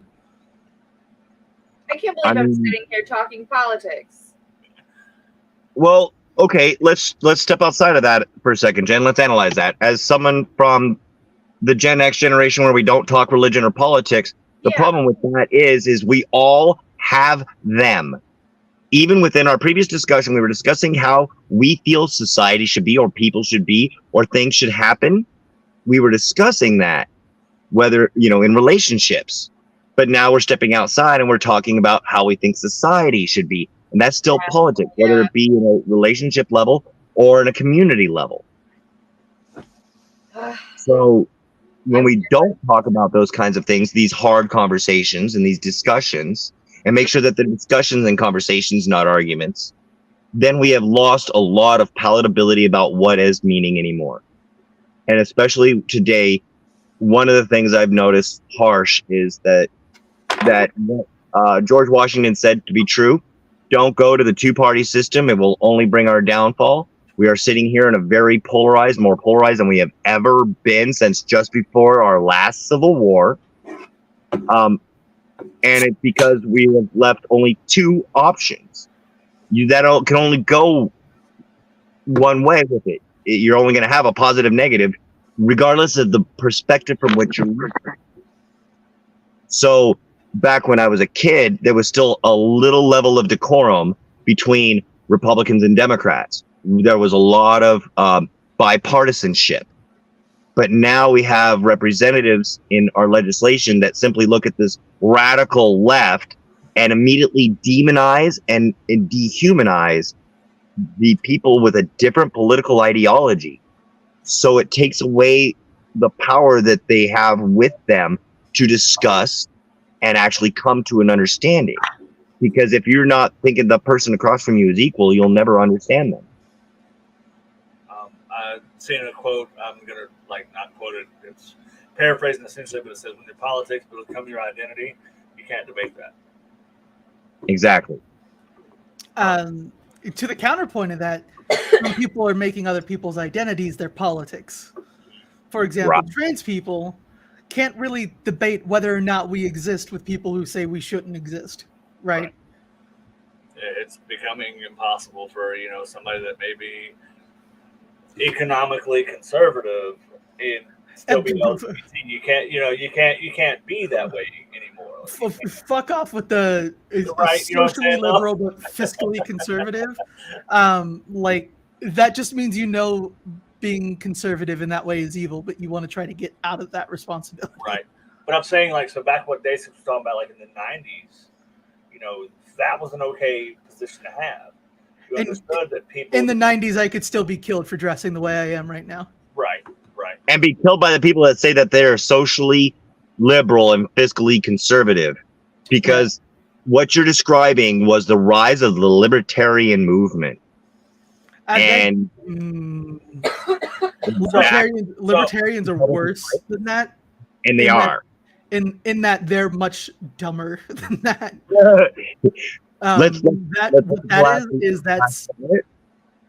That's the form of usually white liberals who are, if you read on any of the writing on the civil rights movement from the actual leaders of it, they're what were called the collaborators against the civil rights movement. They're the people who go, oh, I'm not evil like those bad guys. I just want I want the status quo to stay, or I want people to be reasonable as they're arguing over whether or not this person should be considered a living human being. And those people are almost more insidious than the people who are just outright saying, I'm going to kill you because you're trans. And at the worst of it, while insidious, you hit the nail on the head. They are the least of the educated. They, in fact, want to remove the Department of Education more than Republicans do. So there's some major issues with this. While I have held literally spectrum, I can say with all guilt and shame in my voice that at the age of 15, I said I was a nationalist. Now, this was a different connotation than it held today, but it still was the words uttered from my mouth for a very similar reason. I did learn, I did grow. We all should. But the biggest problem we have is the lack of ability to sit down and calmly discuss, openly think from the other person's perspective how they could feel in their situations, and have this empathy and compassion when talking about politics. It just comes up to this, immediate brick wall. And I will say the left is equally as guilty of this as the right. Congratulations, I am one of those leftists who's guilty of that. I'm actually going to interrupt for a second. There's no reason I should have empathy talking to someone who says because I'm trans I should be dead. Right? I agree. There's no point where I should sit down and entertain that as though that person is being reasonable. But and I'm going to counterpoint with this, but the Republican that might live down the street with you voted Republican because they wanted the tax break, but didn't necessarily believe in that same thing, and might still bake you cookies and sit down and have that conversation with you. Just because they voted Republican doesn't make them less than. And that's a hard thing for me to remember too, because I have had Republican people come to my door, canvassing, if you will, and read them the riot act, just come out the gate roaring because of this anger that we hold, especially because they want to erase us. But that is mostly the loud, obnoxious legislators. By and large, it is not Joe Blow down the street, at least in my neck of the woods. So I know you come from a different experience, Alice. I understand people want to unalive you. I'm not trying to trivialize that. Please don't mistake that. At no point in time when I said what I did I say that should be based on who they voted for. It was the person who believes I should be dead because I'm trans. Indeed, regardless of their political affiliation, I wouldn't want anybody. I won't have compassion for anyone that wants me unalive too. I'm so far left Democrats don't like me anyway. So I'm talking everybody. If any of them think that I should be dead because I'm trans, I'm not going to treat them like a reasonable person. Before we get too lost in the personal politics, let's cover the bills that are affecting people today and that are going to continue to do so. Like I said, North Carolina, we've had that switch to a veto-proof majority, and now suddenly more anti-trans bills are coming in. The first one is the Youth Health Protection Act. Not to get into the legalese of everything, but it says that doctors are no longer allowed to practice medicine that can sterilize, castrate, vasectomies, hysterectomies, mastectomies, puberty-blocking medications, testosterone, or other androgens to members of the female sex, estrogen to members of the male sex. They've introduced that so that what they're doing is they're practicing medicine without a license. Exactly. They're covering, and pardon the wording I may use, but they're covering all their bases. They're like, okay, well, this is the exception that somebody used in this state. Let's cover that part. They're putting it in to be airtight, that you can't say, well, there's a loophole to this, and it sucks like it could pass that way. So that's one that's been introduced. There is the Fairness in Women's Sports Act. That's what it's called. In high school and middle school. So now each team shall be expressly designated by biological sex. Athletic teams designed for females, women, or girls should not be open to students of the male sex. So they've already covered the whole gender problem by saying what your chromosomes are or what you're going to have to play. Okay, what about someone who's intersex? What about someone with a non-standard chromosomal arrangement? That's one of those things. So, and then it says athletic teams designated for males, men, or boys shall not be open to students of the female sex unless both of the following apply. There are no comparable female teams for a particular sport. And this is very specific. The sport is not wrestling. Wow. So although there's no specific girls wrestling team, it can't be used to bypass this bill. That's right. I think that comes down to a conservative fear of sexualization, because wrestling is full contact. Right? It's very intimate. So that's, I mean, like I said, there's a bunch of nuanced stuff in this that says, the consequences of violating this and what these definitions are and all that shit. So they've unfortunately been working harder to make sure these things are airtight. Mhm. These are like the size of nipples. Not like everybody's nipples, but some people's nipples. I love you, Miss Jen. That was really bad. Because now they've introduced the term biological sex specific athletic teams. So now I want to point out a bit of irony here. Last Munch, or maybe the Munch before that, we were talking about how some of these bills are very vague, so that they can use it for discriminatory purposes. Whereas here, they're emboldened because they have their veto-proof majority. Now they write these laws that are very tight, very restrictive, very rounded out to point out exactly who they're targeting. And that's the sad part. I think that was part of that whole switch. Was it went from those vague ideologies to male impersonator, female impersonator. Now it's like your biological sex is the only thing you can be in sports. I mean, it doesn't make any sense. And they've also introduced a new bill called the Parents' Bill of Rights. There's 10 of these. The parent has a right to direct the education and care of his or her child, to direct the upbringing and moral or religious training of his or her child. So parents can now, under law, tell a child that they're going to go to church. Enroll his or her child in a public or non-public school and in any school choice options available for the parent for which the child is otherwise eligible by law. So they can choose where kids go to school. Mm-hmm. So now you can, your kid tells you that they're trans or non-binary. Now you can go, you know what? We're taking you out of your school. We're going to put you in this Catholic school. You're going to go to church every Sunday. And there's nothing these kids can do about it. Because everyone knows Catholic schools only produce cishet men and women. Exactly. Gosh. They have a right to access and review all education records pertaining to their child, to make healthcare decisions for their child unless otherwise provided by law.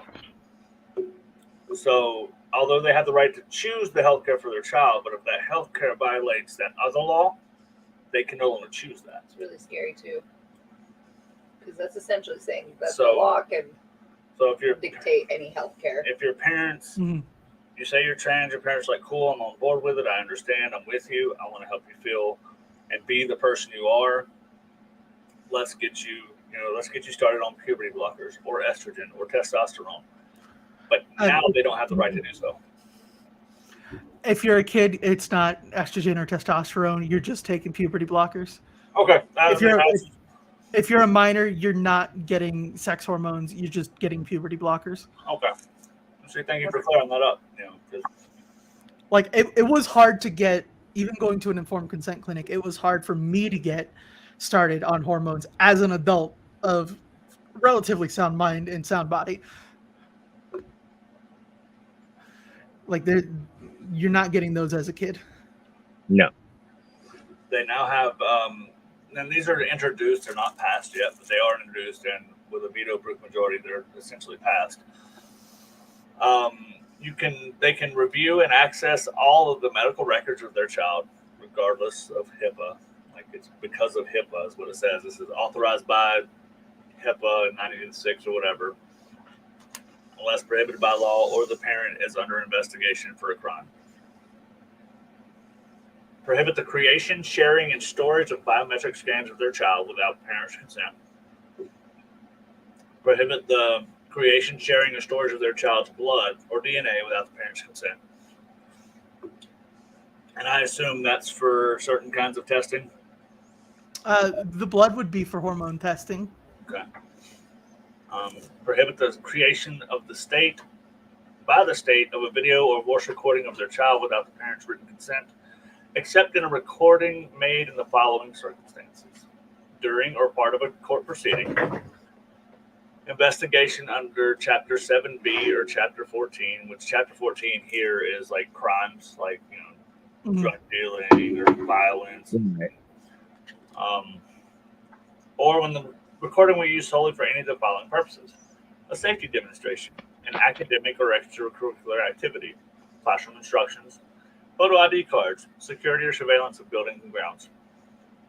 And they have a right to be promptly notified if an employee of the state suspects that a criminal offense has been committed against his or her child, unless the incident has been first reported to law enforcement or the Child County Welfare Agency, and a notification of the parents would impede the investigation. So if somebody claims your child is being given puberty blockers and they're investigating that through DSS, you'll never know it. Until you're arrested or your child's taken from you. Exactly. Yep. So those are our fucked up laws. They haven't set dates to when they'll be heard. But anybody in North Carolina, if you want to go, I think May 2nd, there's a advocacy day in Raleigh. So I'm probably going to be doing that. I think it's on a Tuesday. You can go to 16 West Jones Street in Raleigh. That's why I was pulling maps up. But in Raleigh, I mean, there's legislation and stuff like that. But the legislative building is at 16 West Jones Street in Raleigh, North Carolina.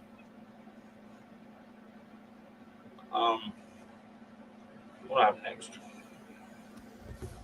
Florida has a new bill. We got one in Florida. We got one in West Virginia I'd like to talk about too. Oh, go ahead. I didn't see the one in West Virginia. Go ahead. So the one in West Virginia isn't explicitly against trans people, but it's going to be used that way. It's a religious exemption bill from any state or local law. So if a state or local law would mandate that you act in a way that's against your beliefs, like, being a decent person to trans people, you can claim religious exemption from that. So that's blanket grounds to discriminate, like in terms of business, that's grounds to harass, grounds to attack. Like if you go, hey, my beliefs say that this person shouldn't be in our community because Jesus words or whatever, they can just claim this exemption effective May 29th in West Virginia. So anything that they can use their religion to justify, and the people who are enforcing this haven't actually read the fucking Bible, so they're just going to be like, oh, cool. Yeah, this person says the Bible says it, so cool. Right, somewhere in there. Right. Yeah.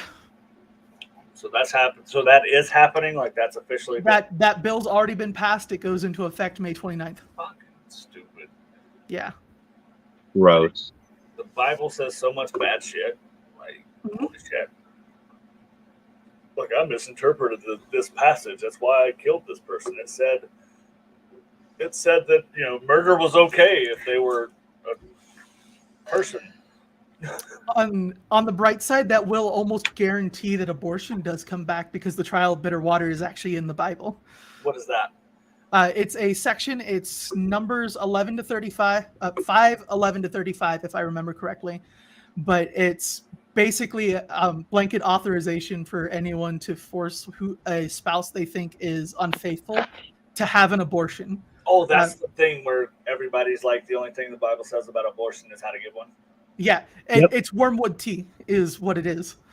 And they say that if they die from the abortifacient, like if you give them too much tea, obviously they cheated on you. And if they have the abortion and nothing happens or they survive it, then they were faithful. Oh, okay. That sounds about fucking educated. Obviously.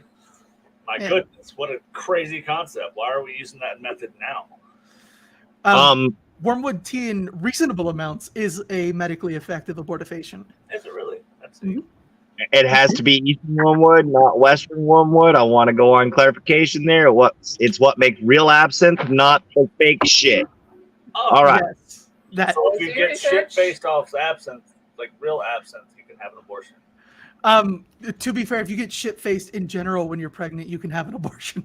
Well, mine kind of survived it, so Yeah. like, it wasn't intentional though. Like, Okay. So before we go completely off the rails, it's not the alcohol content. It is the toxin within the Eastern Wormwood that is specific for this.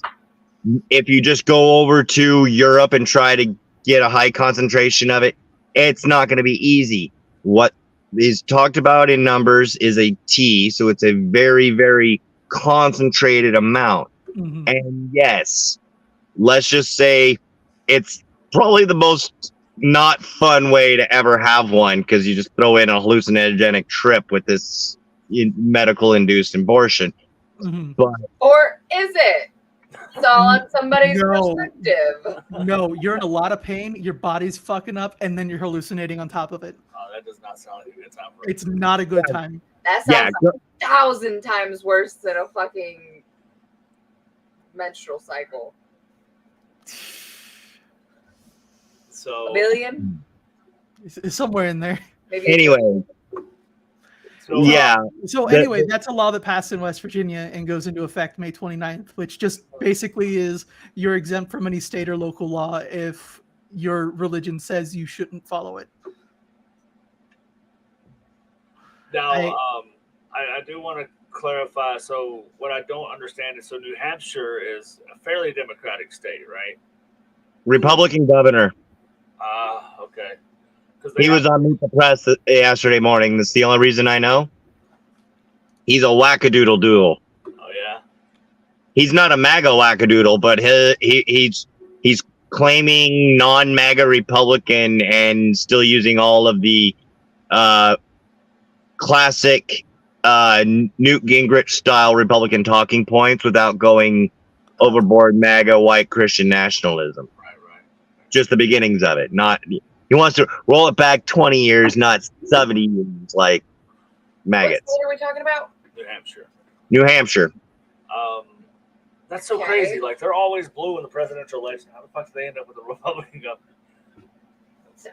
I don't know either, especially being next door to Bernieville. Right. So they got a new Bill of Rights for the parents too. It looks like, from what I'm reading, it's a lot of the same from North Carolina.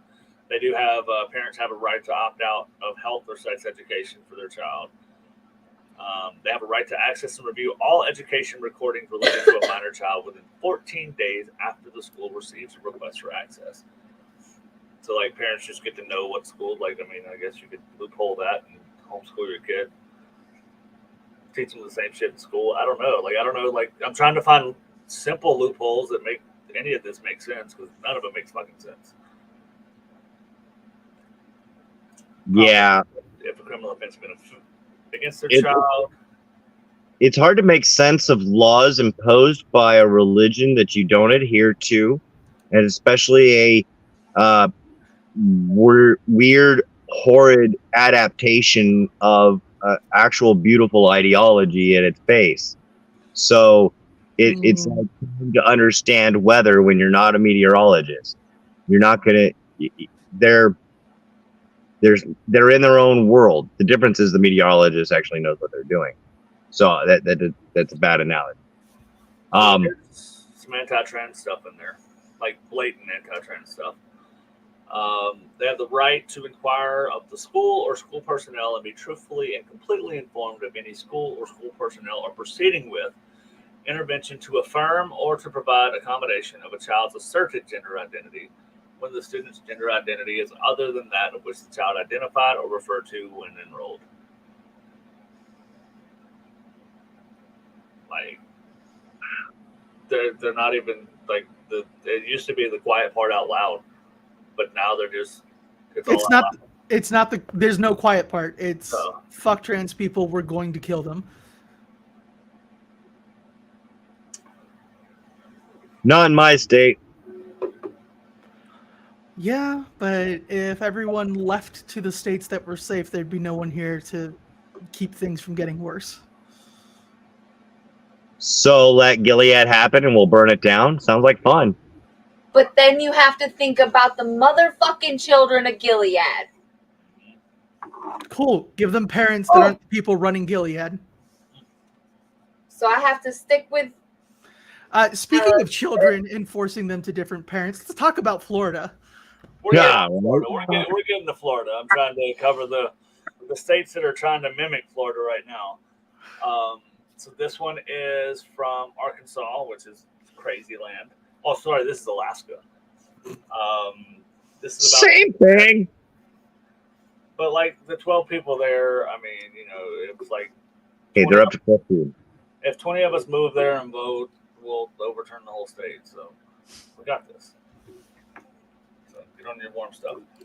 It's just about requiring that before any activity that includes content involving gender identity, human reproduction, or sexual matters provided to the child and the child's parent, and receives notification not less than 2 weeks before the class, and requires written permission for the child to participate in the activity. So I don't want to make it sound like I agree with it, but I understand the like anti-trans stuff because they're trying to eradicate the idea that people can be anything other than their sex assigned at birth. But why do they keep pushing against like sex education? If it's really about protecting the kids, they'd want kids to understand consent and their anatomy and who should and shouldn't be touching their anatomy. Right. Now, so like I'm not sure if it's just the wording of this, but it sounds like they're trying to make sure that just the parents are on board. Bye, Lav. You just sent that a minute ago. Said popping out. Have a good night. So I don't know if it's just the wording or what, but it says that it sounds like they're just trying to include the parents to make sure the parents know. So unfortunately, it's like a forced outing at the same time, if you think about it like that. Requires written permission from the parent before the name or pronoun used by the public school to address or refer to the parent's child in person has to be changed. So if a kid, identifies as she rather than he, or they rather than he, or they rather than she, or whatever the change is, they're going to have permission from the parent first. Before the teachers and school staff will start using it, yeah. Mm-hmm. And require that the parents be informed in writing of a right to pursue legal action against the school district if a parent's rights have been violated. So that one's not so crazy. I mean, it's still crazy. It is. They're taking it away from. Why are they taking that away from the teachers?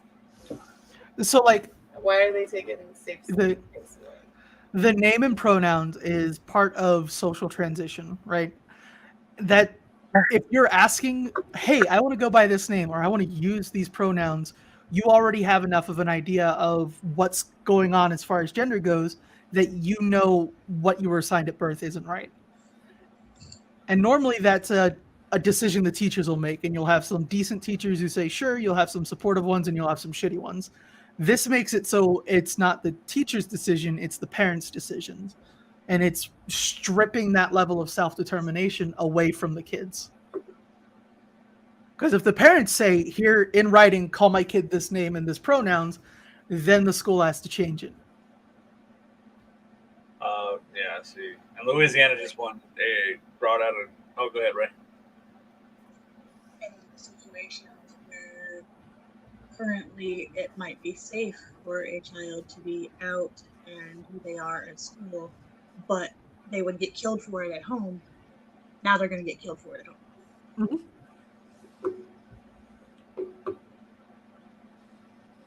Louisiana's not holding back. Enacted by legislature reads as follows: sexual orientation, gender identity, prohibited instruction, discussion, or pronouns. No teacher, school employee, or other presenter at a school shall engage in the following with students in the grades kindergarten through 12. Covering the topics of sexual orientation or gender identity in any classroom discussion or instruction in a manner that deviates from the state content standards. Covering topics of sexual orientation or identity during any extracurricular, academic, athletic, or social activities under the jurisdiction of the school, or discussing their own sexual identity or gender orientation. So like they're Which just, puts you in this position where, like, if a kid sees a queer teacher and is like, "Hey, this is a person I could probably get some questions answered from," that teacher then has to go, "Sorry, state says I can't talk about it."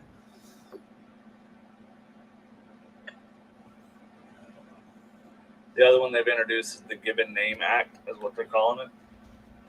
The 14th Amendment of the Constitution of America protects the rights of parents to direct the care, upbringing, education, and welfare of the child.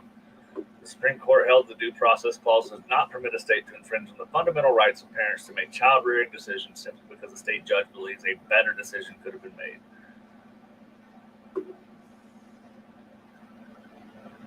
Oh, Ray froze and like it. She's probably just on another app for a second. What's it mean? And also in Garcetti versus Cabello, the Supreme Court held that a public employee does not retain First Amendment protection for speech uttered in the context of their official duties, as they are not speaking as public citizens. Individuals under the 18 are minors, and courts have recognized their immaturity and unique nature to the public school setting. That right there is such pain. That strips away the rights of anyone under the age of 18 in that state. At 17 years, 364 days, you are immature. At 18, head to war. My question is, would that also, or how would that affect an emancipated child? I don't think they care. Unfortunately, you're under 18, so you're immature, so they'll probably stop letting kids become emancipated. That is the logical conclusion of that. Yeah, I mean, at that point, you're immature. How do you know you are living in a bad home? And finish up, see if you get some life experiences out of it. Oh my goodness. It's Sorry, y'all. an employee of the school system shall use pronouns for a student that align with the student's sex, unless the student parent provides written permission to do so otherwise. No employee shall be required to use pronouns for any person that differs from the pronouns that align with that person's sex. If doing so is contrary to the employee's religious or moral convictions. So now they just changed it to moral. Like, hi, Amira. I think trans people are wrong, so let me abuse this child. There you go. Because it's just their moral conviction. That is back in, even with parental consent. If a school employee says that's against my religion, or not even religion, like you just said, even just moral beliefs. That I think that's wrong, so I'm not going to do it. Fuck your parents. Fuck you, kid. Here, have more emotional trauma. I don't think they realize the damage. What's going to happen in the future. The kids that, unfortunately, use this word, the kids that survive this and become somebody and get into office, it's going to become an act of revenge for them. It's not going to be a make a world a better place. It's a tit for tat. So I have I was engaged in some discourse on Facebook admin drama about that idea. The assertion was basically that the nice gays have been forced back into the closet or killed either literally or figuratively. So the ones that are left now who are trying to make changes are the assholes, right? The ones who can fight, the ones who will be mean and shut down conversation when the other person starts being homophobic, are the only ones who still have the space to be queer. And it's only going to get worse. The more they push on us, the more we have to push back. And it's like you're saying, it's going to be an act of revenge, right? It might end up fulfilling some Christian's persecution fantasy, because this could go so far as to remove, like, if that revenge were to happen, the justification for most of the shit is a bad reading of the Bible. So that revenge means getting rid of the thing they were using to justify it. Yeah, see. Yes, the only book I believe should be burned at all. Now, I can think of better uses for a Bible than burning it. Continue. I'm sorry. Just a thought here. If it does say that a teacher doesn't have to comply with something that is against their moral code, being in compliance with this could be against their moral code. But that's why there's the protection of they can't do it without written consent from the parents in the first place. Because if the parents don't consent, then it doesn't matter what the person believes. Mm-hmm. So let's go to the shit hanging out of America's ass. Florida. It used to be, you know, America's penis. Now it just looks like if we were taking a shit, it's just hanging there. So It's the Klingon. It is a Klingon. Not to offend any of my Trekkies. But yeah. The newest law is the facility requirements based on sex. What they call it, the Safety and Private Spaces Act. It covers changing facilities, correctional institutions, covered entities, which means educational institutions, public accommodations, public shelter space, service providers, and healthcare facilities. Any covered institution is anyone who receives a single dollar of state money in a fiscal year. Yep. So you all will like the definitions here of female and male. Female means a person belonging at birth to biological sex, which is specific reproductive role of producing eggs. So if you have ovaries and you're born sterile or born with a genetic defect that doesn't give you eggs, you're not a person. Sorry, you're not a female by their definition. Male means any person belonging at birth to the biological sex which has a specific reproductive role of producing sperm.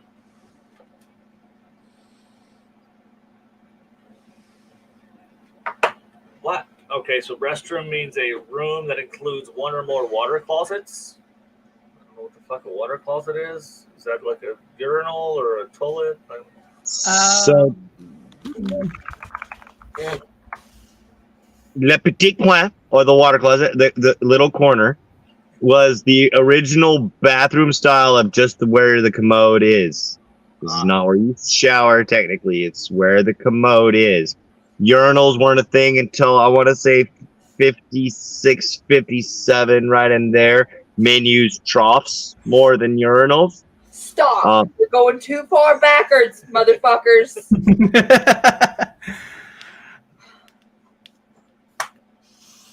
Sorry. Oh my goodness. And quit saying motherfucker like it's a bad thing. But they've gone on to define this shit so specifically.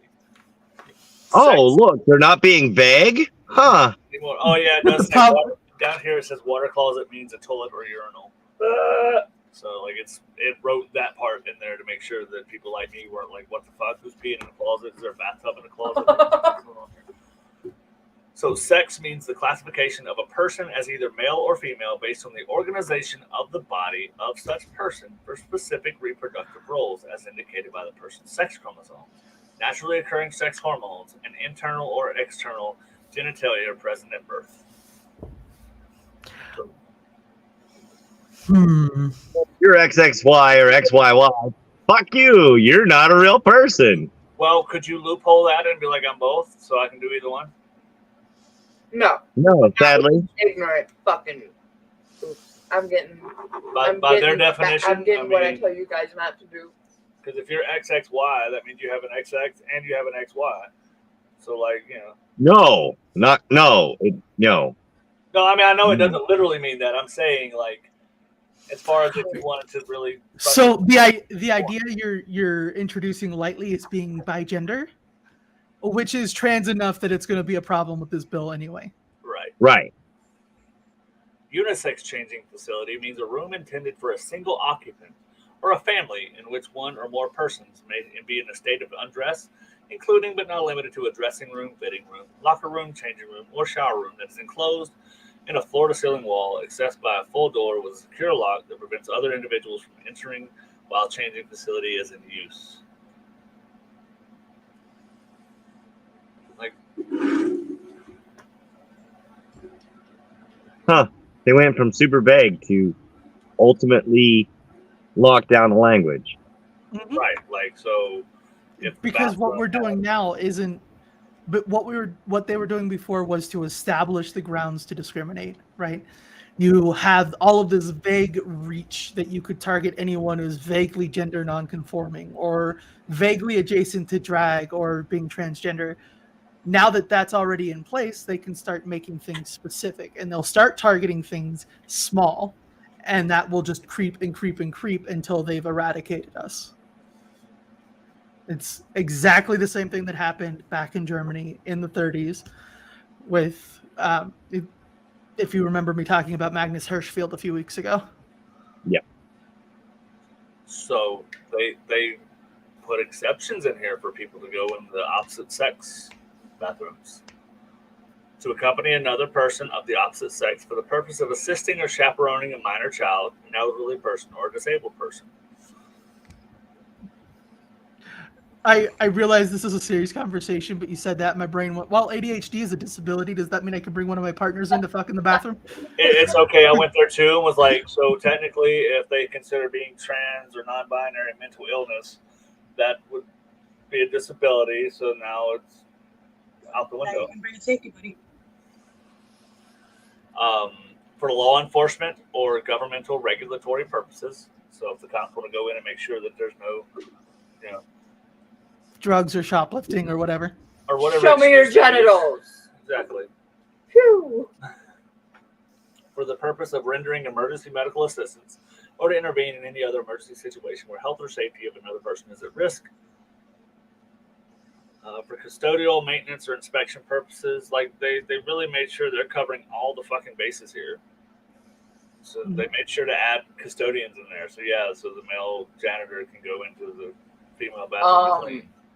Oh, what? If the appropriate designated restroom or change If I of knew facility is toilet out of paper, you order better or under bring it to repair, and the opposite designated restroom or change of facility contains no person of the opposite sex. I'm fucking So if the men's room is out of order, I can go in the women's room if there's no women in the women's room. I will. I will do it. I'll do it. Um, I've a done it. person 18 years of age or older who willfully enters for the purpose other than those listed a restroom or changing facility designated for the opposite sex and refuses to immediately depart when asked to do so by another person present in the restroom or changing facility commits a misdemeanor of second degree. So, like, using them for their intended purpose, like going into the bathroom to shit, but just not going to the men's room to do it. Right. We're not loitering in the bathroom here, y'all. Looking in the boys' room. Sorry. A domestic violence center under Chapter 39 must provide separate overnight accommodation for females and males based on their sex. This requirement does not apply to any mixed-sex family units.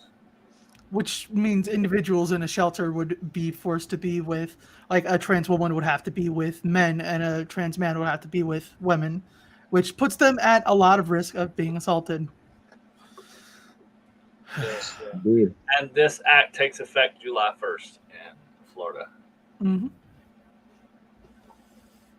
So if any You of gotta- these archaic laws are being brought up in your state, what can you do, mister?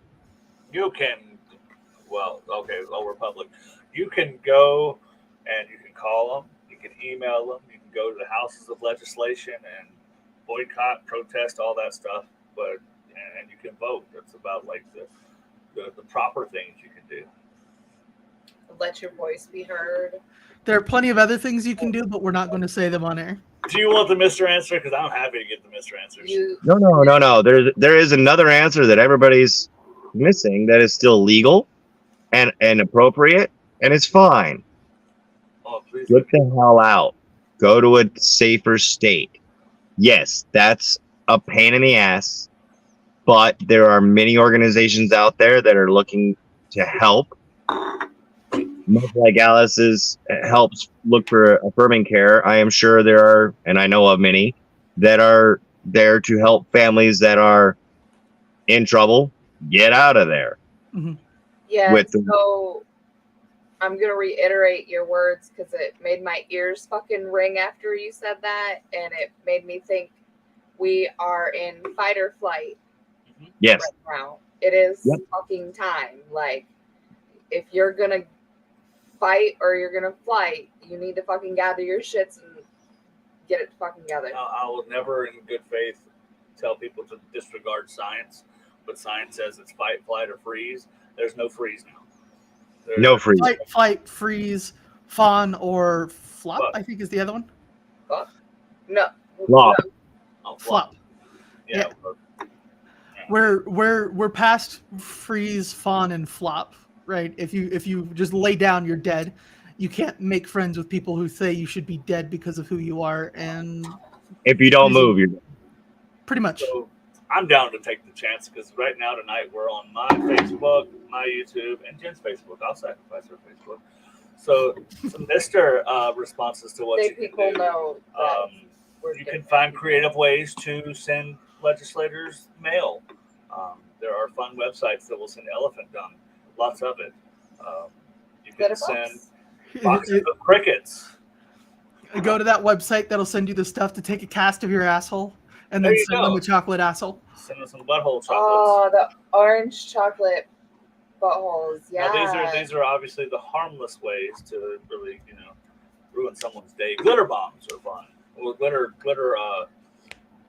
packages that project glitter, because you can't say bomb. Glitter popper. Glitter poppers. basically check with your local legislation on what is permissible and allowed through mail into your legislative representatives without incurring any kind of charges against you. And then feel free to get creative. Can we go back to the 90s and bring back, since the pandemic's over, can we start TPing places again? No, it's still worth too much. We can't egg people's houses either. That's worth solid gold too. I mean, the eggs are worth more than the toilet paper now. Go to your local Aldi's or Lidl or whatever your discount store is. Ketchup's like 50 Why are cents for you a guys box, for a being bottle. ridiculous? That's wasteful. They're trying to waste people. I'm fine with wasting food. We have other terrible things we can waste. Well, waste Go all to the your bad shit. fucking local landfill and be like, I want to give back. Give me some of your trash. And That's creative. so y'all were like, So, you guys were down a path that we don't need to be in on. a serious tone, though, Florida is setting precedents for a lot of things that are fucking scary. I do want to talk about the other bill from Florida. They put in felony penalties on people who give gender affirming care, like physicians, the endocrinologist who might prescribe your hormones.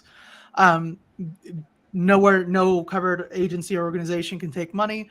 They also gave the Florida states, or specifically the family courts, jurisdiction enough to set aside another state's custody determination. So, like, if someone is in a custody battle and they're like, hey, I support my trans kid, let's get them healthcare. Florida will say, all right, cool, you can't have your kid anymore, give them to the other person. And that's just the end of the game.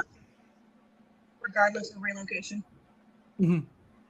They literally locked some trans and non-binary people in a room the other day in Florida. So me moving with my non-binary child doesn't mean I get to keep my non-binary child. Mm-hmm.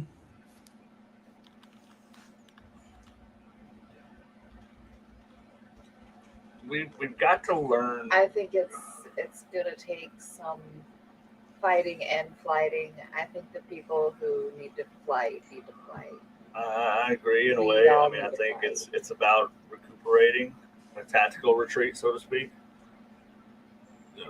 Not everybody can leave, but not everybody can stay either.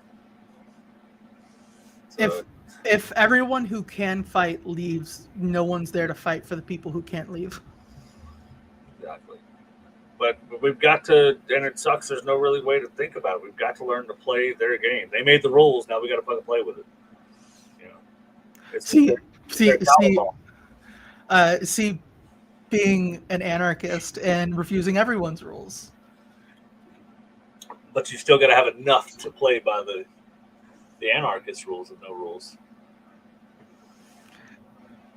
Not my recommendation, but my idea of what is the most effective way to solve this problem is to starting fires. Every one of these fuckers has a public address. So none of us endorse that one, but yeah, that's the most effective way. Obviously, effective. Don't do it. Yeah, legally, don't do it, but don't do it. Effective. But that's where they're putting us, because when it comes life and death, you have to start being the one to swing. If they consider trans, non-binary, and LGBT people to be animals, what happens when you back an animal in the corner? Exactly. They tend to claw your throat out. Mm-hmm. And it's really fucking sad that it's just being accepted. When left with no option of peaceful defense, defense is still needed. So, start with your voices, and then if you got to retreat, regroup. And don't Start with vote. Then let your voice help change use your voice to help change the mind of others so that their vote goes with you and not against you. It's one of those things like we're in a digital world now. Who needs money for campaigns? These mega influencers and stuff like that, get people behind you in your area. Start an online campaign. Do shit like that. Like if the only way to win the game is to play by the rules, and then change the rules when you get there. When you're talking like that, as far as running for your own legislation, you're not going to just get somebody to jump up and go for mayor or state representative. Start local, start early, start at the lowest level. That's called precinct committee officer in most places. There's usually one for each little neighborhood for each party. So you're only getting elected within the party that you're in, not going against all the ones that specifically hate you necessarily. And it gives you your local neighborhood, so you just walk around and talk to your neighbors. But the biggest point of that is it gives you your local platform voice. So as a precinct committee officer, you go to your county section, you talk about what you want the issues to be brought up as and on the ballot and what you want to be important. And then when they go for policies, they list this is what our constituents want, because the precinct committee officers are the voice. So your council members will, all right, our concerns are, say, our public water needs an update. So our city council will push for a higher budget for our city water to be cleaned better. As an example, just as a non-controversial topic example. But this is how you effectively change. But it has to be from the bottom up. If we learned anything in politics lately, it's trickle down doesn't work. You have to build bottom up. And that means in your local area. If you're in a rural area where there's a lot of hate, but you have enough friends and you feel like you could make that difference, do it. What's the worst that's going to happen? You'll get no on voting day? But if it's at that lower level, chances are you're going to have nobody running against you, or you go sit down with the person and they might actually want what you want. So then you just let them endorse and go. So legally, truthfully, honestly, without cracking skulls, making fires, fleeing the state, or sending out elephant dung to your legislators, the most absolute effective way besides just voting is, if there isn't a voice for your neighborhood, be that voice. Gather that voice. Start with your circle right around you and build out. Even as media influencers, all of us here can reach across the world and talk to people, but that doesn't change who votes for my water safety. That's going to be the guy next to me that calls his cat by our governor's name. I'm just saying, these are the people you're going to have to talk to, not the ones that are in your own echo chamber. They may be a little off-brand because this guy being a Republican, he's not going to vote for me, but he doesn't have to. It's the one across the street that votes for Democrats that needs to know who I am. And then if I am that compassionate, good, type of service person, I'll listen to what they want. And when I go to my PCO meetings, I'll echo what they want, not just what I want. But this will also give you a better understanding of who's around you, who's involved in the political process, and who even has an understanding of what the fuck's going on. You might find somebody who is a self-described Republican who's got a trans daughter who didn't even know about these bills around you and now is aware because all they hear is those problems at the wall and they're taking our jobs and woke is broke, and they hear these sound bites, but they may actually have something that's close to home to them that you can reach out to them with. And this is another vote you can change. So this is how using your voice after your vote can be the way to change. But it has to be small and it has to start local.